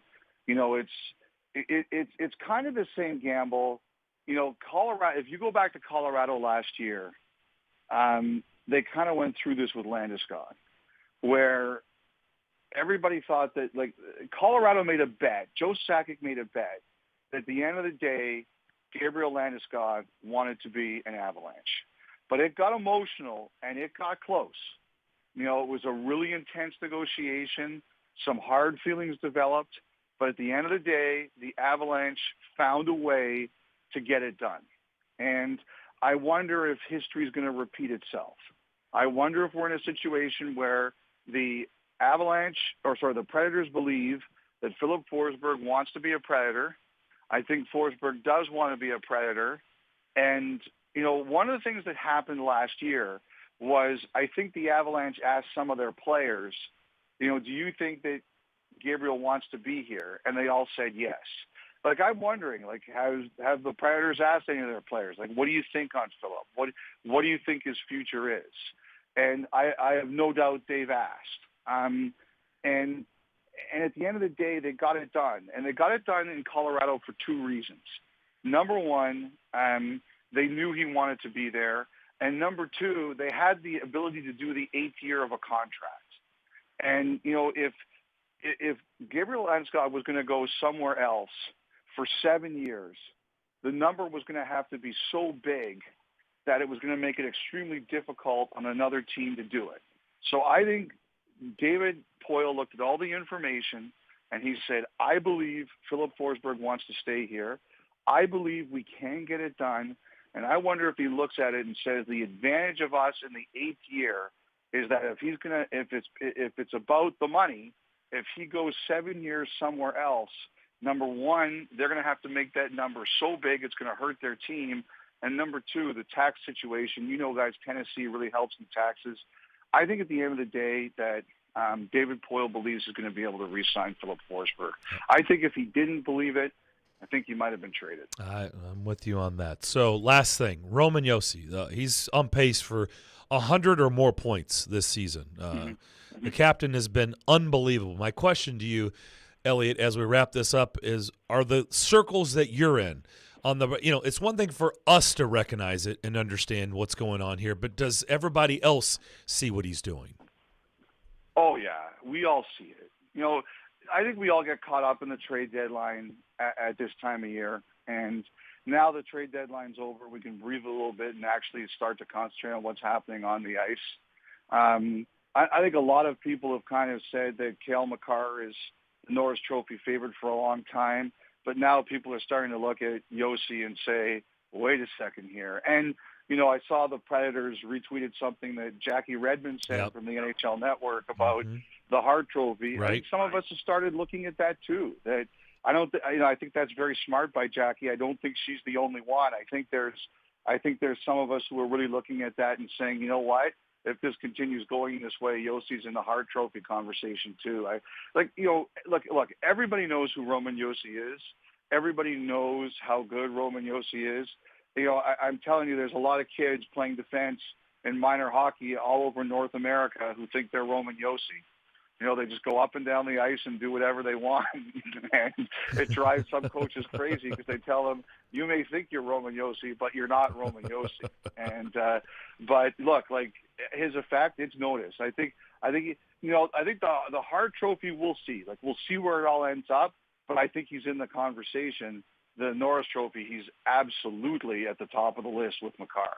Good to know. Elliot, appreciate it. As always, thanks for doing this. Have a great rest of your day. We look forward to talking to you next Thursday. All right, guys. Have a great weekend. All right, you do the same. Elliot Friedman, he is so good every Thursday with us at 1 o'clock from Sportsnet. 32 Thoughts. Check out that podcast. It's fantastic. And, of course, Hockey Night in Canada. We'll come back and talk about this Predators team. Big one tonight in Vegas against, you just heard it, the Golden Knights have been shut out back-to-back games. Are they dysfunctional? Is just what they are, or do they rebound tonight? I don't know. We'll get into all that and more next here on ESPN 102.5 The Game. Meshing journalism. They are 2 scores behind you. The math says that increases your chances of winning. With sports fandom. I stayed up till 1:30 in the morning, just emotionally numb from Titans and Packers. And sarcasm. You guys are the worst. Robby Stanley and Joe Rexrode are Robby and Rexrode. No duh. Weekday mornings from 6 to 10. Brought to you by Little Guys Movers on Nashville's best sports talk. ESPN 102.5 The Game and the Game Nashville app. Watch live on Twitter, Twitch, and YouTube. Hal Gill here for my good friends at Dunkin'. I love Dunkin', and I'm wicked happy that Dunks is all over Nashville. A newly remodeled next-gen Dunkin' location is at 1645 West Main Street in Lebanon. Of course, Dunks has the best coffee, but they have new spring items available as well. Try the salted caramel cream cold brew, shamrock macchiato made with Irish cream swirl, and the roasted tomato toast with hummus or avocado. They also have amazing chocolate croissants. So go treat yourself, go get your Dunks. Hey, it's Mike from Newton Nissan. It's March, and you gotta ask yourself one question. Do you feel lucky? Well, do you? We hope you feel lucky, because we're handing out luck all month long in Newton. We have great deals in both our sales and service departments. We have deals on the cars, trucks, and SUVs you've been looking for. That's not all. We're gonna give you top dollar for your trade, and we're going to give you a great deal on your next car. Essentially, save you money and make you money at the same time. Thomas Jefferson once said, "I'm a great believer in luck, and I find the harder I work, the more of it I have." Well, at Newton, we're here ready to work hard for you to see if we're lucky enough to earn your business. Your luck can begin at home by starting your deal with Newton FastPass. Don't wait. Find your luck at newtonnissan.com. See website for details. No shame for the lame disclaim.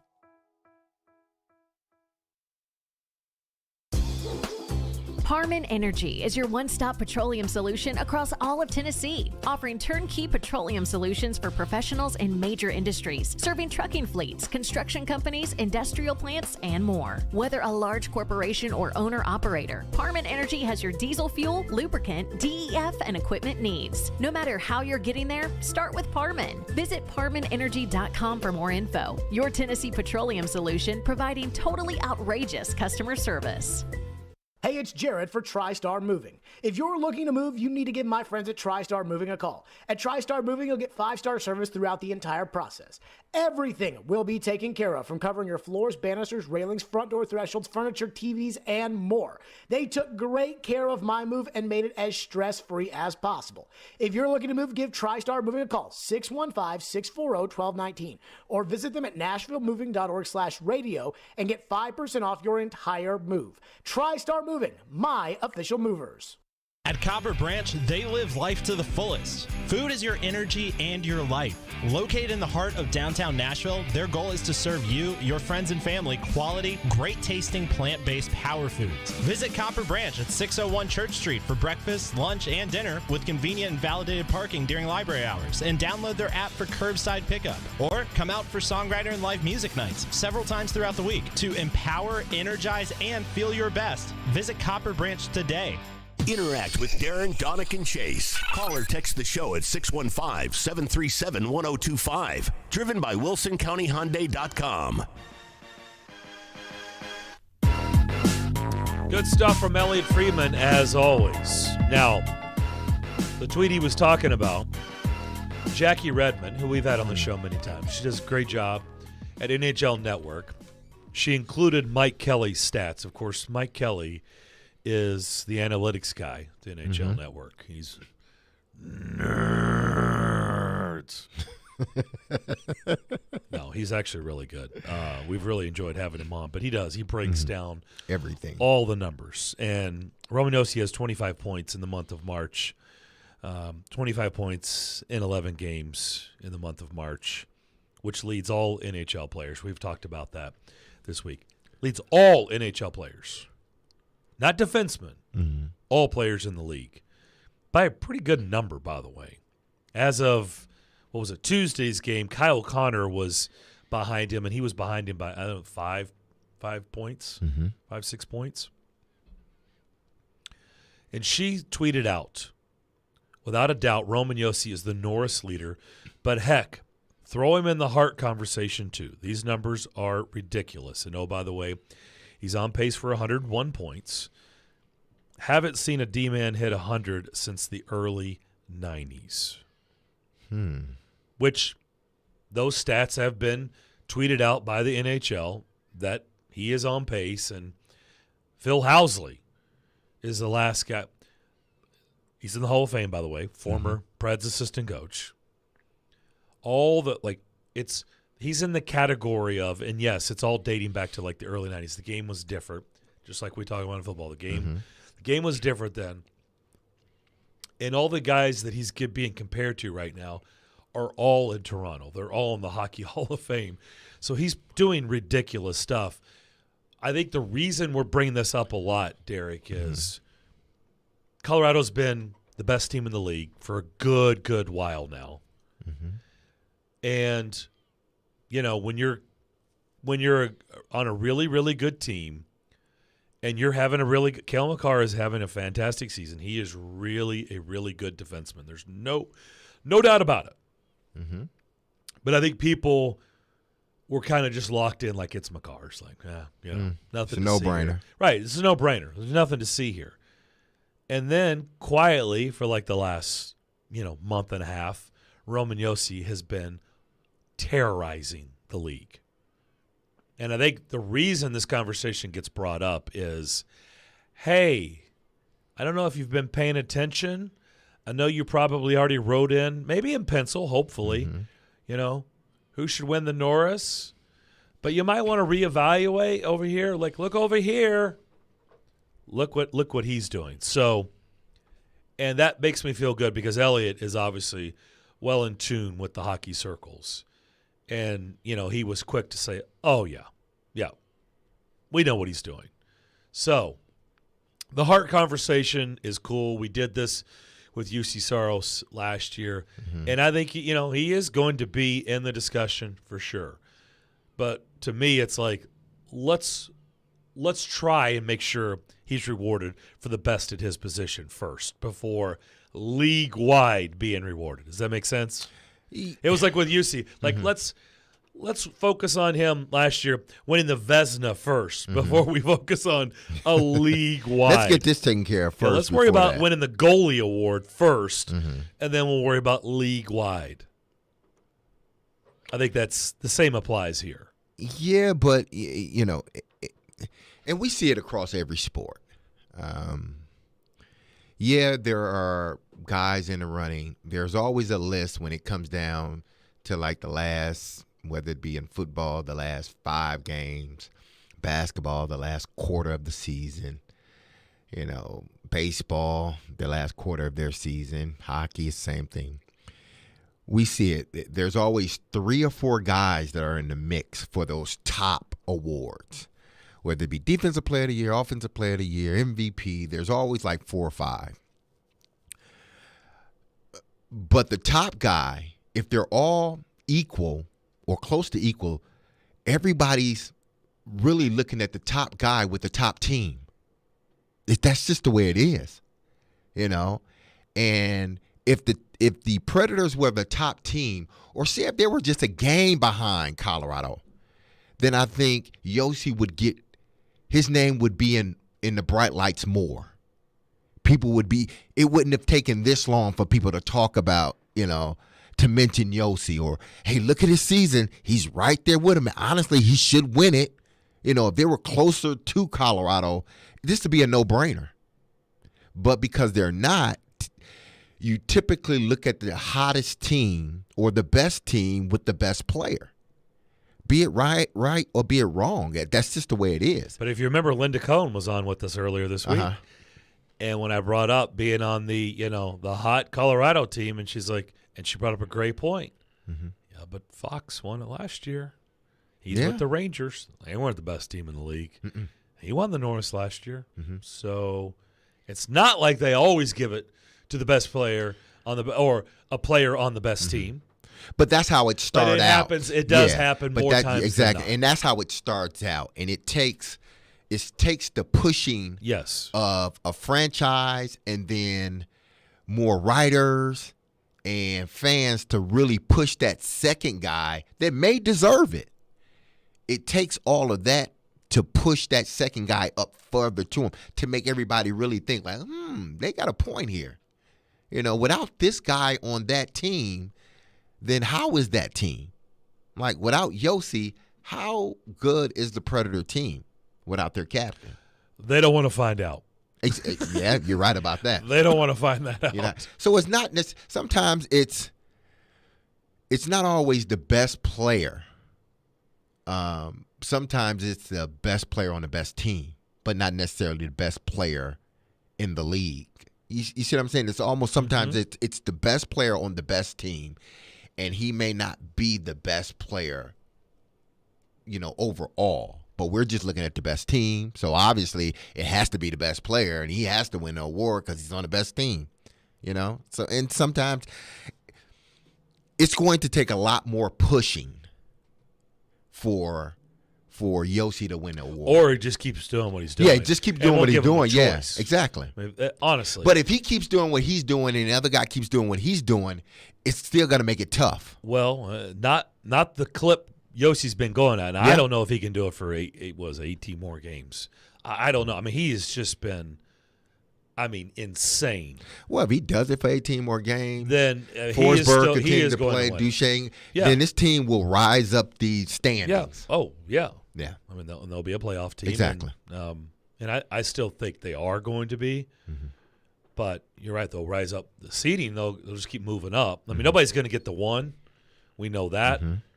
But they could certainly finish that 2-3 in the Central for sure. With St. Louis and Minnesota currently occupying that spot. I didn't get the vibe from Elliott that Vegas. At least the vibe I got was I'm not so sure they're turning this thing around. No, this might just be who they are. Yeah. it's And that's hard to believe considering they made the big splash trade a while back for Jack Eichel. And it's like, great. Now you're throwing Jack Eichel, who's going to be out for a while. But then when they get him, this Vegas team's going to always be the Vegas team. Well, I've had him in the mix now for a little bit. Hadn't changed anything. I go back to what David said. Sometimes you just don't mess with a team when the chemistry's there. Because regardless of who you bring in, it could be a really, really good player, but it can also mess up the chemistry that the team has. So you don't make a move unless you necessarily need to. So we'll come back more on the other side. Don't forget the NCAA tournament gets cranked up again tonight. Arkansas and Gonzaga. We had Chuck Barrett on at noon to talk about this Razorback team. That'll be the first game to get the NCAA tournament started tonight. Predators are in Vegas tonight, 8 o'clock pregame, 9 o'clock puck drop. Everything heard right here on these airwaves. There is a question we're going to address on the text line, and I don't know if we really have the answers, but we're certainly going to talk about it. We'll do that next. Hey, it's Hal Gill here. Do you want to ride on the Zamboni before Sunday night's game against the Flyers? Be caller 3 at 615-737-1025 now to qualify. We'll announce the winner Friday morning at 9 o'clock. I got a golden ticket. I got a golden ticket. Your home for every moment of Predators action is right here on ESPN. 1025 The Game and the Game Nashville app.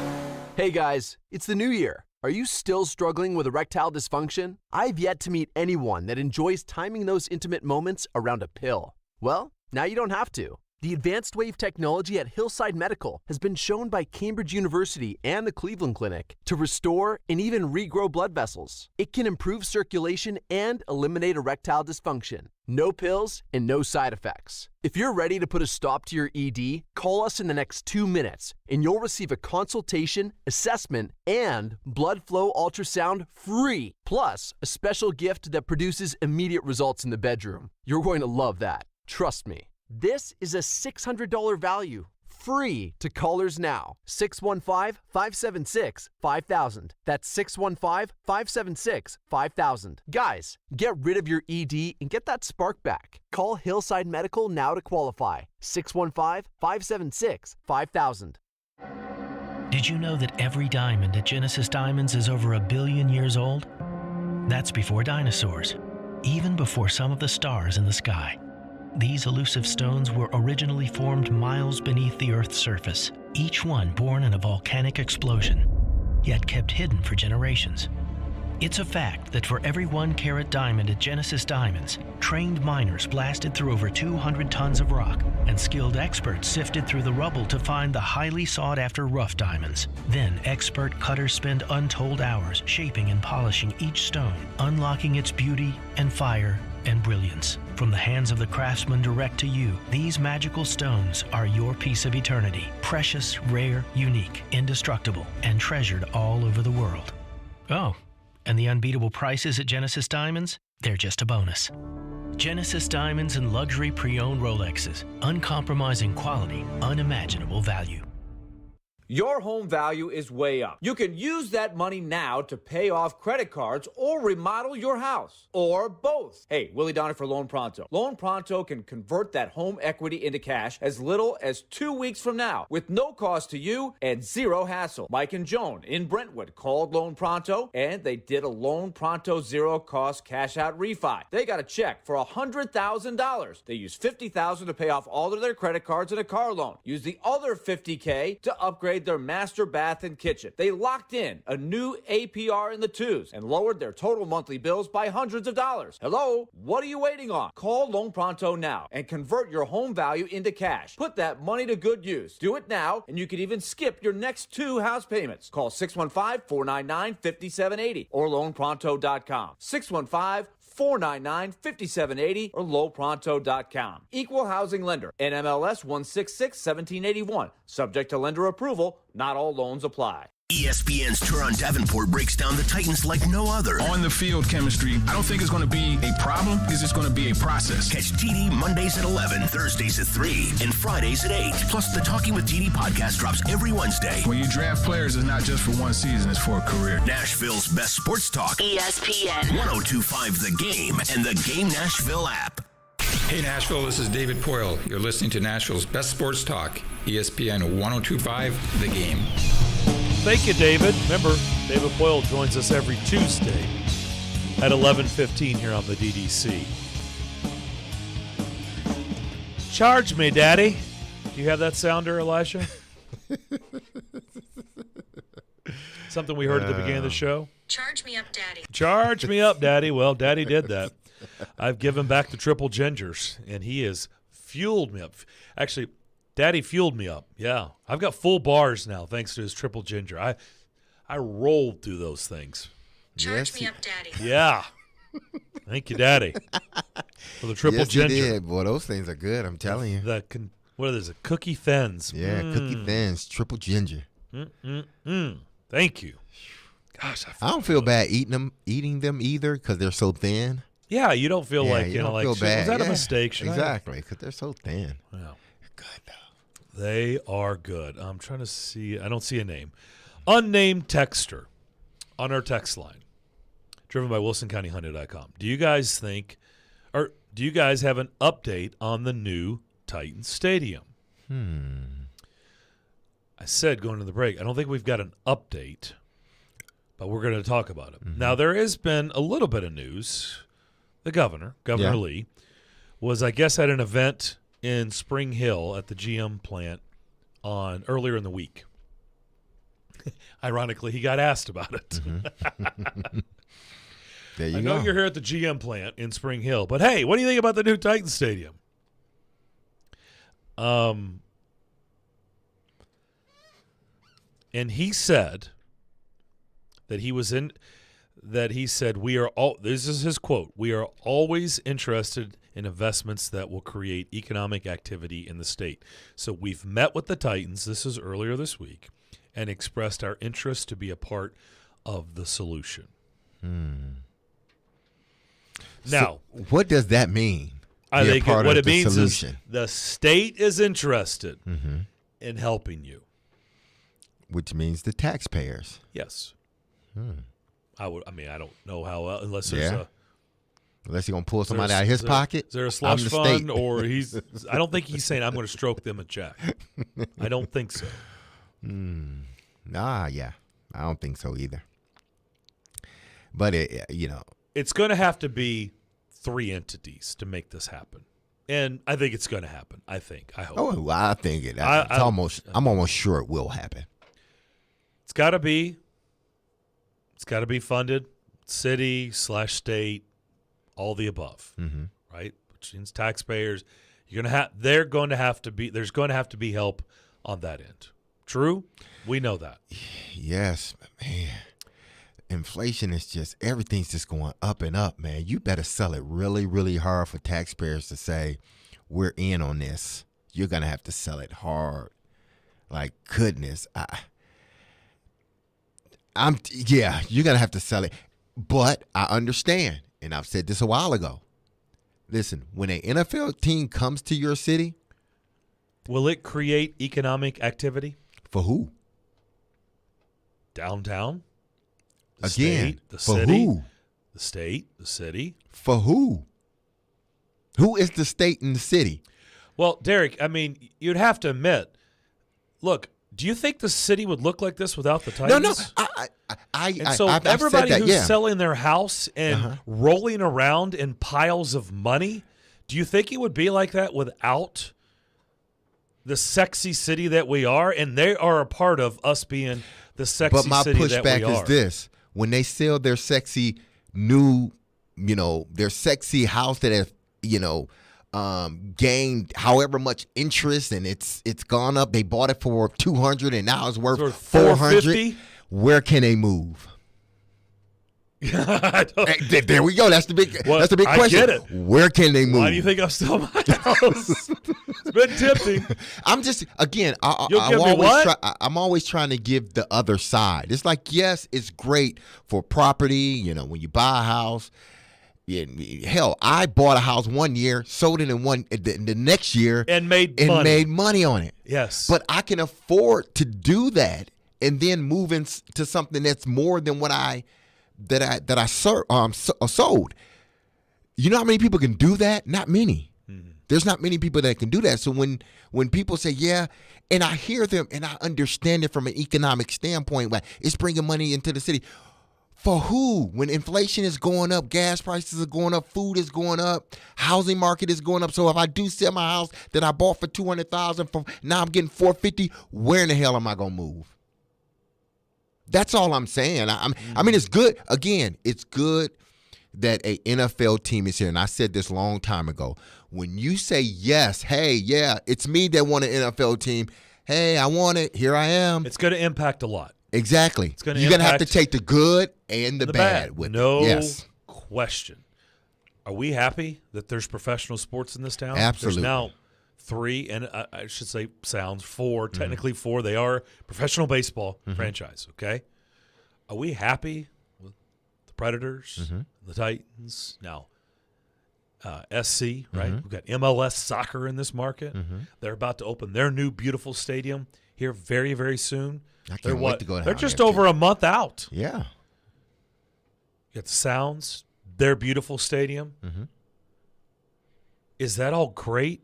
Yes, it's fantastic. But to your point, it comes at but that's anything. Yes. That's anything. Unless you want to be a city that's dead, that's not doing anything, and it has no growth, it's just stagnant. And, in fact, people are leaving. If you want to be a part of that, then unfortunately you have to deal with what comes with that. And what comes with that is growth and traffic and infrastructure that's got to be changed because it can't handle all the growth. And that's where we are, right? I mean, I can't wait for that new stadium over there, that MLS stadium, but I go through that area a lot. The traffic is going to be. I'm thinking 30,000 people. How are they going to get in and out of here? Easy and quick. They're not. Doesn't look like it's going to be easy. Easy in, easy out. They're going to have to fix that. Yeah. Which I'm surprised, I'm quite honest, that they haven't already done that. But that looks like it's going to be a nightmare. But it's going to be a beautiful stadium. But these are the growing pains. This is what you have to go through when you have the growth. You have the growth as a city. You have the economic growth. By the way, we've been talking about it forever. You think the transit's great? I just saw something this morning. I was reading before the show. Like we're expected I think it was 20 years, the population will have grown by 1 million. In the Nashville and surrounding areas? Yeah, I think in the next 20 years. I think that's the right time frame. In the next 20 years, that's what they anticipate. By 1 million. It's a lot of people. That's a lot of people. And that's going to be more problems. Yeah, more problems. More people, more problems. As more people, more problems. No, that is very true. Money, more problems. But more people, more problems. But maybe that forces, a rail at some point. Maybe that forces other ways to get around rather than, our nightmare interstates, especially during drive time hours. I mean, 24 needs to be like 25 lanes. 24 needs to be 24 lanes. That's what it needs to be. On both sides. 24 lanes is what 24 needs to be. No, I listen. But that doesn't mean this is a bad thing. We're all proud to be living here. It may be frustrating at times, but we're all proud to be living here. Yeah, and again, when you say you want a football team or a basketball team or a hockey team or a baseball team, you got to take the good with the bad when they want a new stadium or when they want you to help build the stadium. But I also want to give the other side. Like, when people say, well, it will bring money to the city and this and that. And I'm like, yes, but for who? You know? I mean, because the way I see it, everything is going up, and it doesn't seem as if it's stopping anytime soon. And it's not like those jobs that are going to be, and there are going to be a bunch of them in that area that they build a new stadium. There already are. Yeah. They're not paying, last I checked, they're not paying $25, $30 an hour. You know, they're paying less than that, which still is not a livable wage. I don't know about that. You don't know about what? Them paying less than that. In that area? So what you're saying, they're getting $16, $17 an hour? Chick-fil-A's paying $15 an hour. Is that a livable wage? $15 an hour? Times that for the year. How much is that? If you're working, just times it 40 hours a week, whatever you want to do it, 5 days a week, because you're not working Well, 7. when I was 20 years old, I wasn't making $15 an hour. And prices wasn't as high as they were when we were 20 years old. I remember when gas was like less than $1. $1.10 a gallon? Exactly. Ball I can go get changing, man. I can go get bread for less than $1. You know? You can go grocery shopping for $50 and feed everybody. Sliced bread. There we go. Never many times I ever walk out of the grocery store less than $50. Man, if I buy 3 or 4 things at the grocery store now, I'm pushing $50. Triple ginger alone is going to move the needle. It's putting a dent in my pocket, you know. These triple gingers, but I can't stop eating them. They're good. But I'm just giving the other side of it because, yes, it's great for the city and it helps the city grow. But on the other side of it, I understand that there are people that can't afford. And I know some people are probably listening, well, leave. No, it's not like that. It's not. You can't just leave. Again, where do they go? Yep. We'll come back, continue the discussion, close up shop here on this Thursday's edition of the DDC, ESPN 102.5 The Game. Jump in the mind of an NHL veteran as Predators analyst Hal Gill joins Stillman and Company Tuesday afternoons at 5:30. Here they are in a pressure situation every night because they need 2 points. And Robby Rexrode Thursday mornings at 9:30. Goaltending, I think it might be an issue at some point. Presented by Duncan on Smashville's best sports talk. ESPN 102.5 The Game and the Game Nashville app. From the Fox 17 News Code Red Weather Center. I'm Fox 17 News Code Red meteorologist Dan Guthrie. Partly cloudy, breezy, and cool this afternoon with a high of only 59 degrees, and we stay in this territory for Friday and Saturday. This weather report brought to you by Hiller Plumbing, Heating, Cooling, and Electrical. Call the Happy Face Truck today.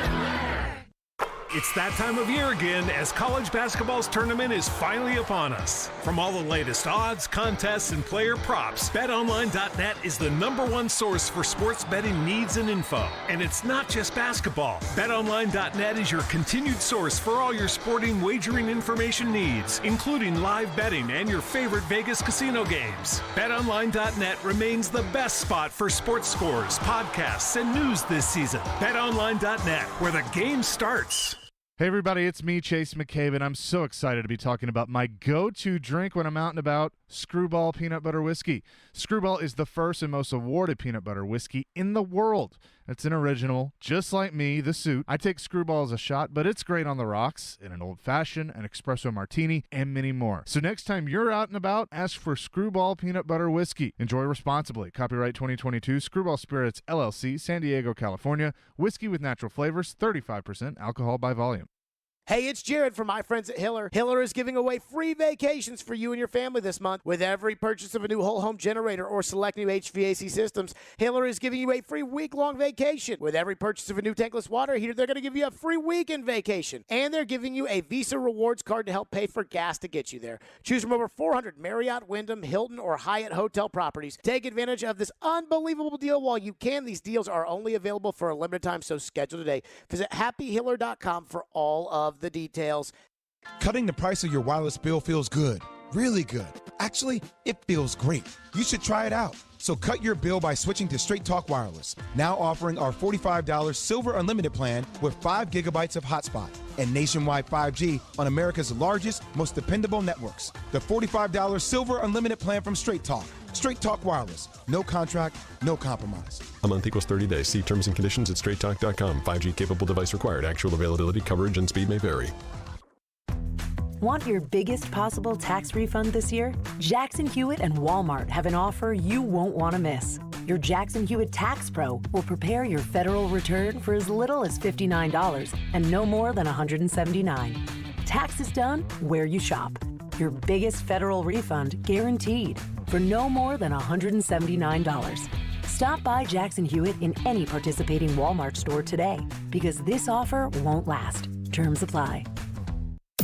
So, what is Jared Stillman going to say this afternoon? You got to play if you want to earn $14.6 million next year. Oh, brother, here we go. But I'm done on investing money in dudes that can't get on the field. Tune in to Stillman and Company, weekday afternoons from 2 to 6. This is some serious stuff right here. Delivered by TriStar Moving on Nashville's best sports talk. ESPN. 102.5 The Game and the Game Nashville app. Watch live on Twitter, Twitch, and YouTube.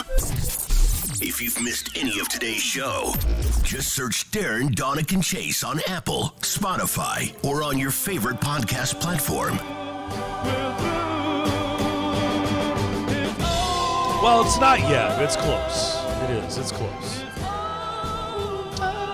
We were asked on our text line, driven by WilsonCountyHonda.com, do we have an update on the Titans Zoo Stadium? We don't have an update, but we did tell you what the governor said earlier this week. Mm-hmm.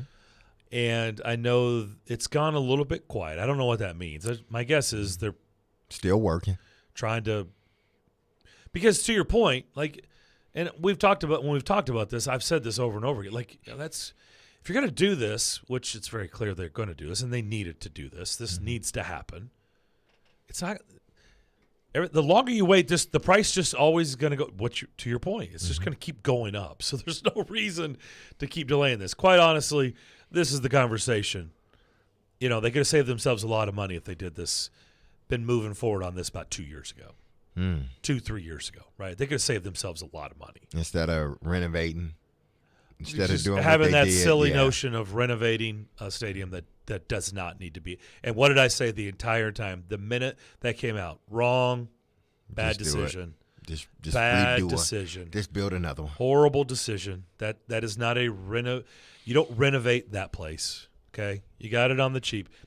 If you bought a cheap car and you got a great life out of it for a cheaper car, okay, and it doesn't have all the bells and whistles, do you spruce it up when it starts aging? Do you say, you know what, I'm going to put new rims on it and drop a new engine in it? Drop a new engine in it and give it a new paint job. No, you're not going to put all that. You're not going to sink it in to that car. Unless it's a classic. No. It's like a 68, Mustang. No, we're not talking about a 68. We're talking about a cheaper, just a cheaper car, let's say 15 years ago. And you got the life out of it, man. You got lucky. And it served its purpose. You're going to have to buckle down, and you're going to have to buy a new car. You're just going to be like, man, I got everything. I drained everything out of this baby I could get out of it. And it wasn't that expensive of a car. I didn't think I'd get it for half this time, but I did. It's like 200,000 miles on it. I've been riding around with no payments for a long time. Unfortunately, I got to take it. I got to just say, I got to get back in that game again. I got to make those payments. I got to get a new car. Yeah. That's what you do. You don't fix that up. You move on from it. And that's what they're going to do. Maybe they're trying to figure out it's a retractable roof or is it glass ceiling, glass dome. I don't know. Maybe we get renderings here soon. I hope so. Because I'm sure there's a timetable that they want all of this done by. But this is what I know, Derek. If the governor's if he's talking about this week, it's not dead. It's not going anywhere. It's still on the table. It's moving forward. Butch Spiriden's still talking about it. Titans, look, it's going the right direction. It's probably just gone quiet because my guess is the next step is we need to see some renderings. We need to hear a little bit more about this vision. What are you going to do? How's this going to work? Yeah, I mean, and then, the renderings and who's going to – I think a lot of it probably beside the renderings is how are we going to, allocate the percentages of who pays what? How much is the city going to pay? How much is the Titans are going to pay? How much are these investors, private investors, going to pay? I'm pretty sure that's one of those big hurdles as well. So again, some owners can pay for it all themselves, basically. Some owners need some help, So we'll see where this all lands. How much will the state pay for, state, city? How much will the Titans pay for? How much will those other investors that come in pay for? And the league, too. Yeah. Don't forget the league's got to give them. They have a The slush league fund. needs to give them some hundreds of millions of dollars like they've done for everybody else who's built. Oh, they have a new stadium fund that they have. Yeah. so No, honestly, yeah. they need to get $300-400 million out of the league to help out. Maybe squeeze 500 if they can. Maybe squeeze 500. The Titans put in whatever. Their chunk, and then invest. It's going to be done. Because I saw the Buffalo. They're moving forward with the new stadium, and the league is. I saw where the breakdown and getting. I think it was $300-400 million from the league was a part of the plans for the new stadium in Buffalo. Yeah, but again, I guess you would have to give everybody the same amount. Or maybe not, because I'm sure Buffalo's not bringing in the money the city of Nashville is bringing in, or the state of Tennessee. No. Well, city of Nashville. I'm sure Buffalo's not bringing in that type of money. Nate on our text line, driven by WilsonCountyHunter.com, he says that he just keeps beating up his old car. It's cheap. Hey, some people just keep it. Well, I said you got the long life out of it, but eventually that old car will die, where it's not worth putting another penny into it. Or you can't go too far in it. Or you don't trust it. Isn't that a terrible feeling? And you just put it in the garage because Man. you can't sell it to somebody because they're not going to take it. Or they're not going to give you any money for it. Well, you're going to, right. So that tells you it's time for something new. Yeah. Right? Yeah. Okay. The way out. What's your feeling? Let's talk about tonight. Uh-huh. What's the game you like the most? Like the best feeling you've got. Let's get a little tip. feeling I have as far as winning, losing. I think Tech over. You feel that strong over Duke just because they put out Sparty? A little bit of it. Yeah, it's a little fine. salty. I'm a little not salty. defend Yeah. Duke, so. But the Michigan game too. I think even though Michigan's playing well, and again, hate to say that, I think Villanova beats them. I do. I'm now that the Texas Tech one. That Gonzaga game, man, that's going. The way that Arkansas beats them, first they got to shoot better from the outside. They shoot better from the field. But I think they need to make it a physical basketball game versus Gonzaga. I think they're going to. That's the only. To me, that's the only chance they have. They're going to have to make it physical. They better get up and get in their grill. You got to make things tough on Gonzaga. If you don't, forget it. They're done. Well, you've already seen that this team, they went to the free throw line 50 times in 2 games. So that tells you they're being physical. They're going to the paint. Refs look at that like, okay, this is their style of basketball. Can y'all adapt to it?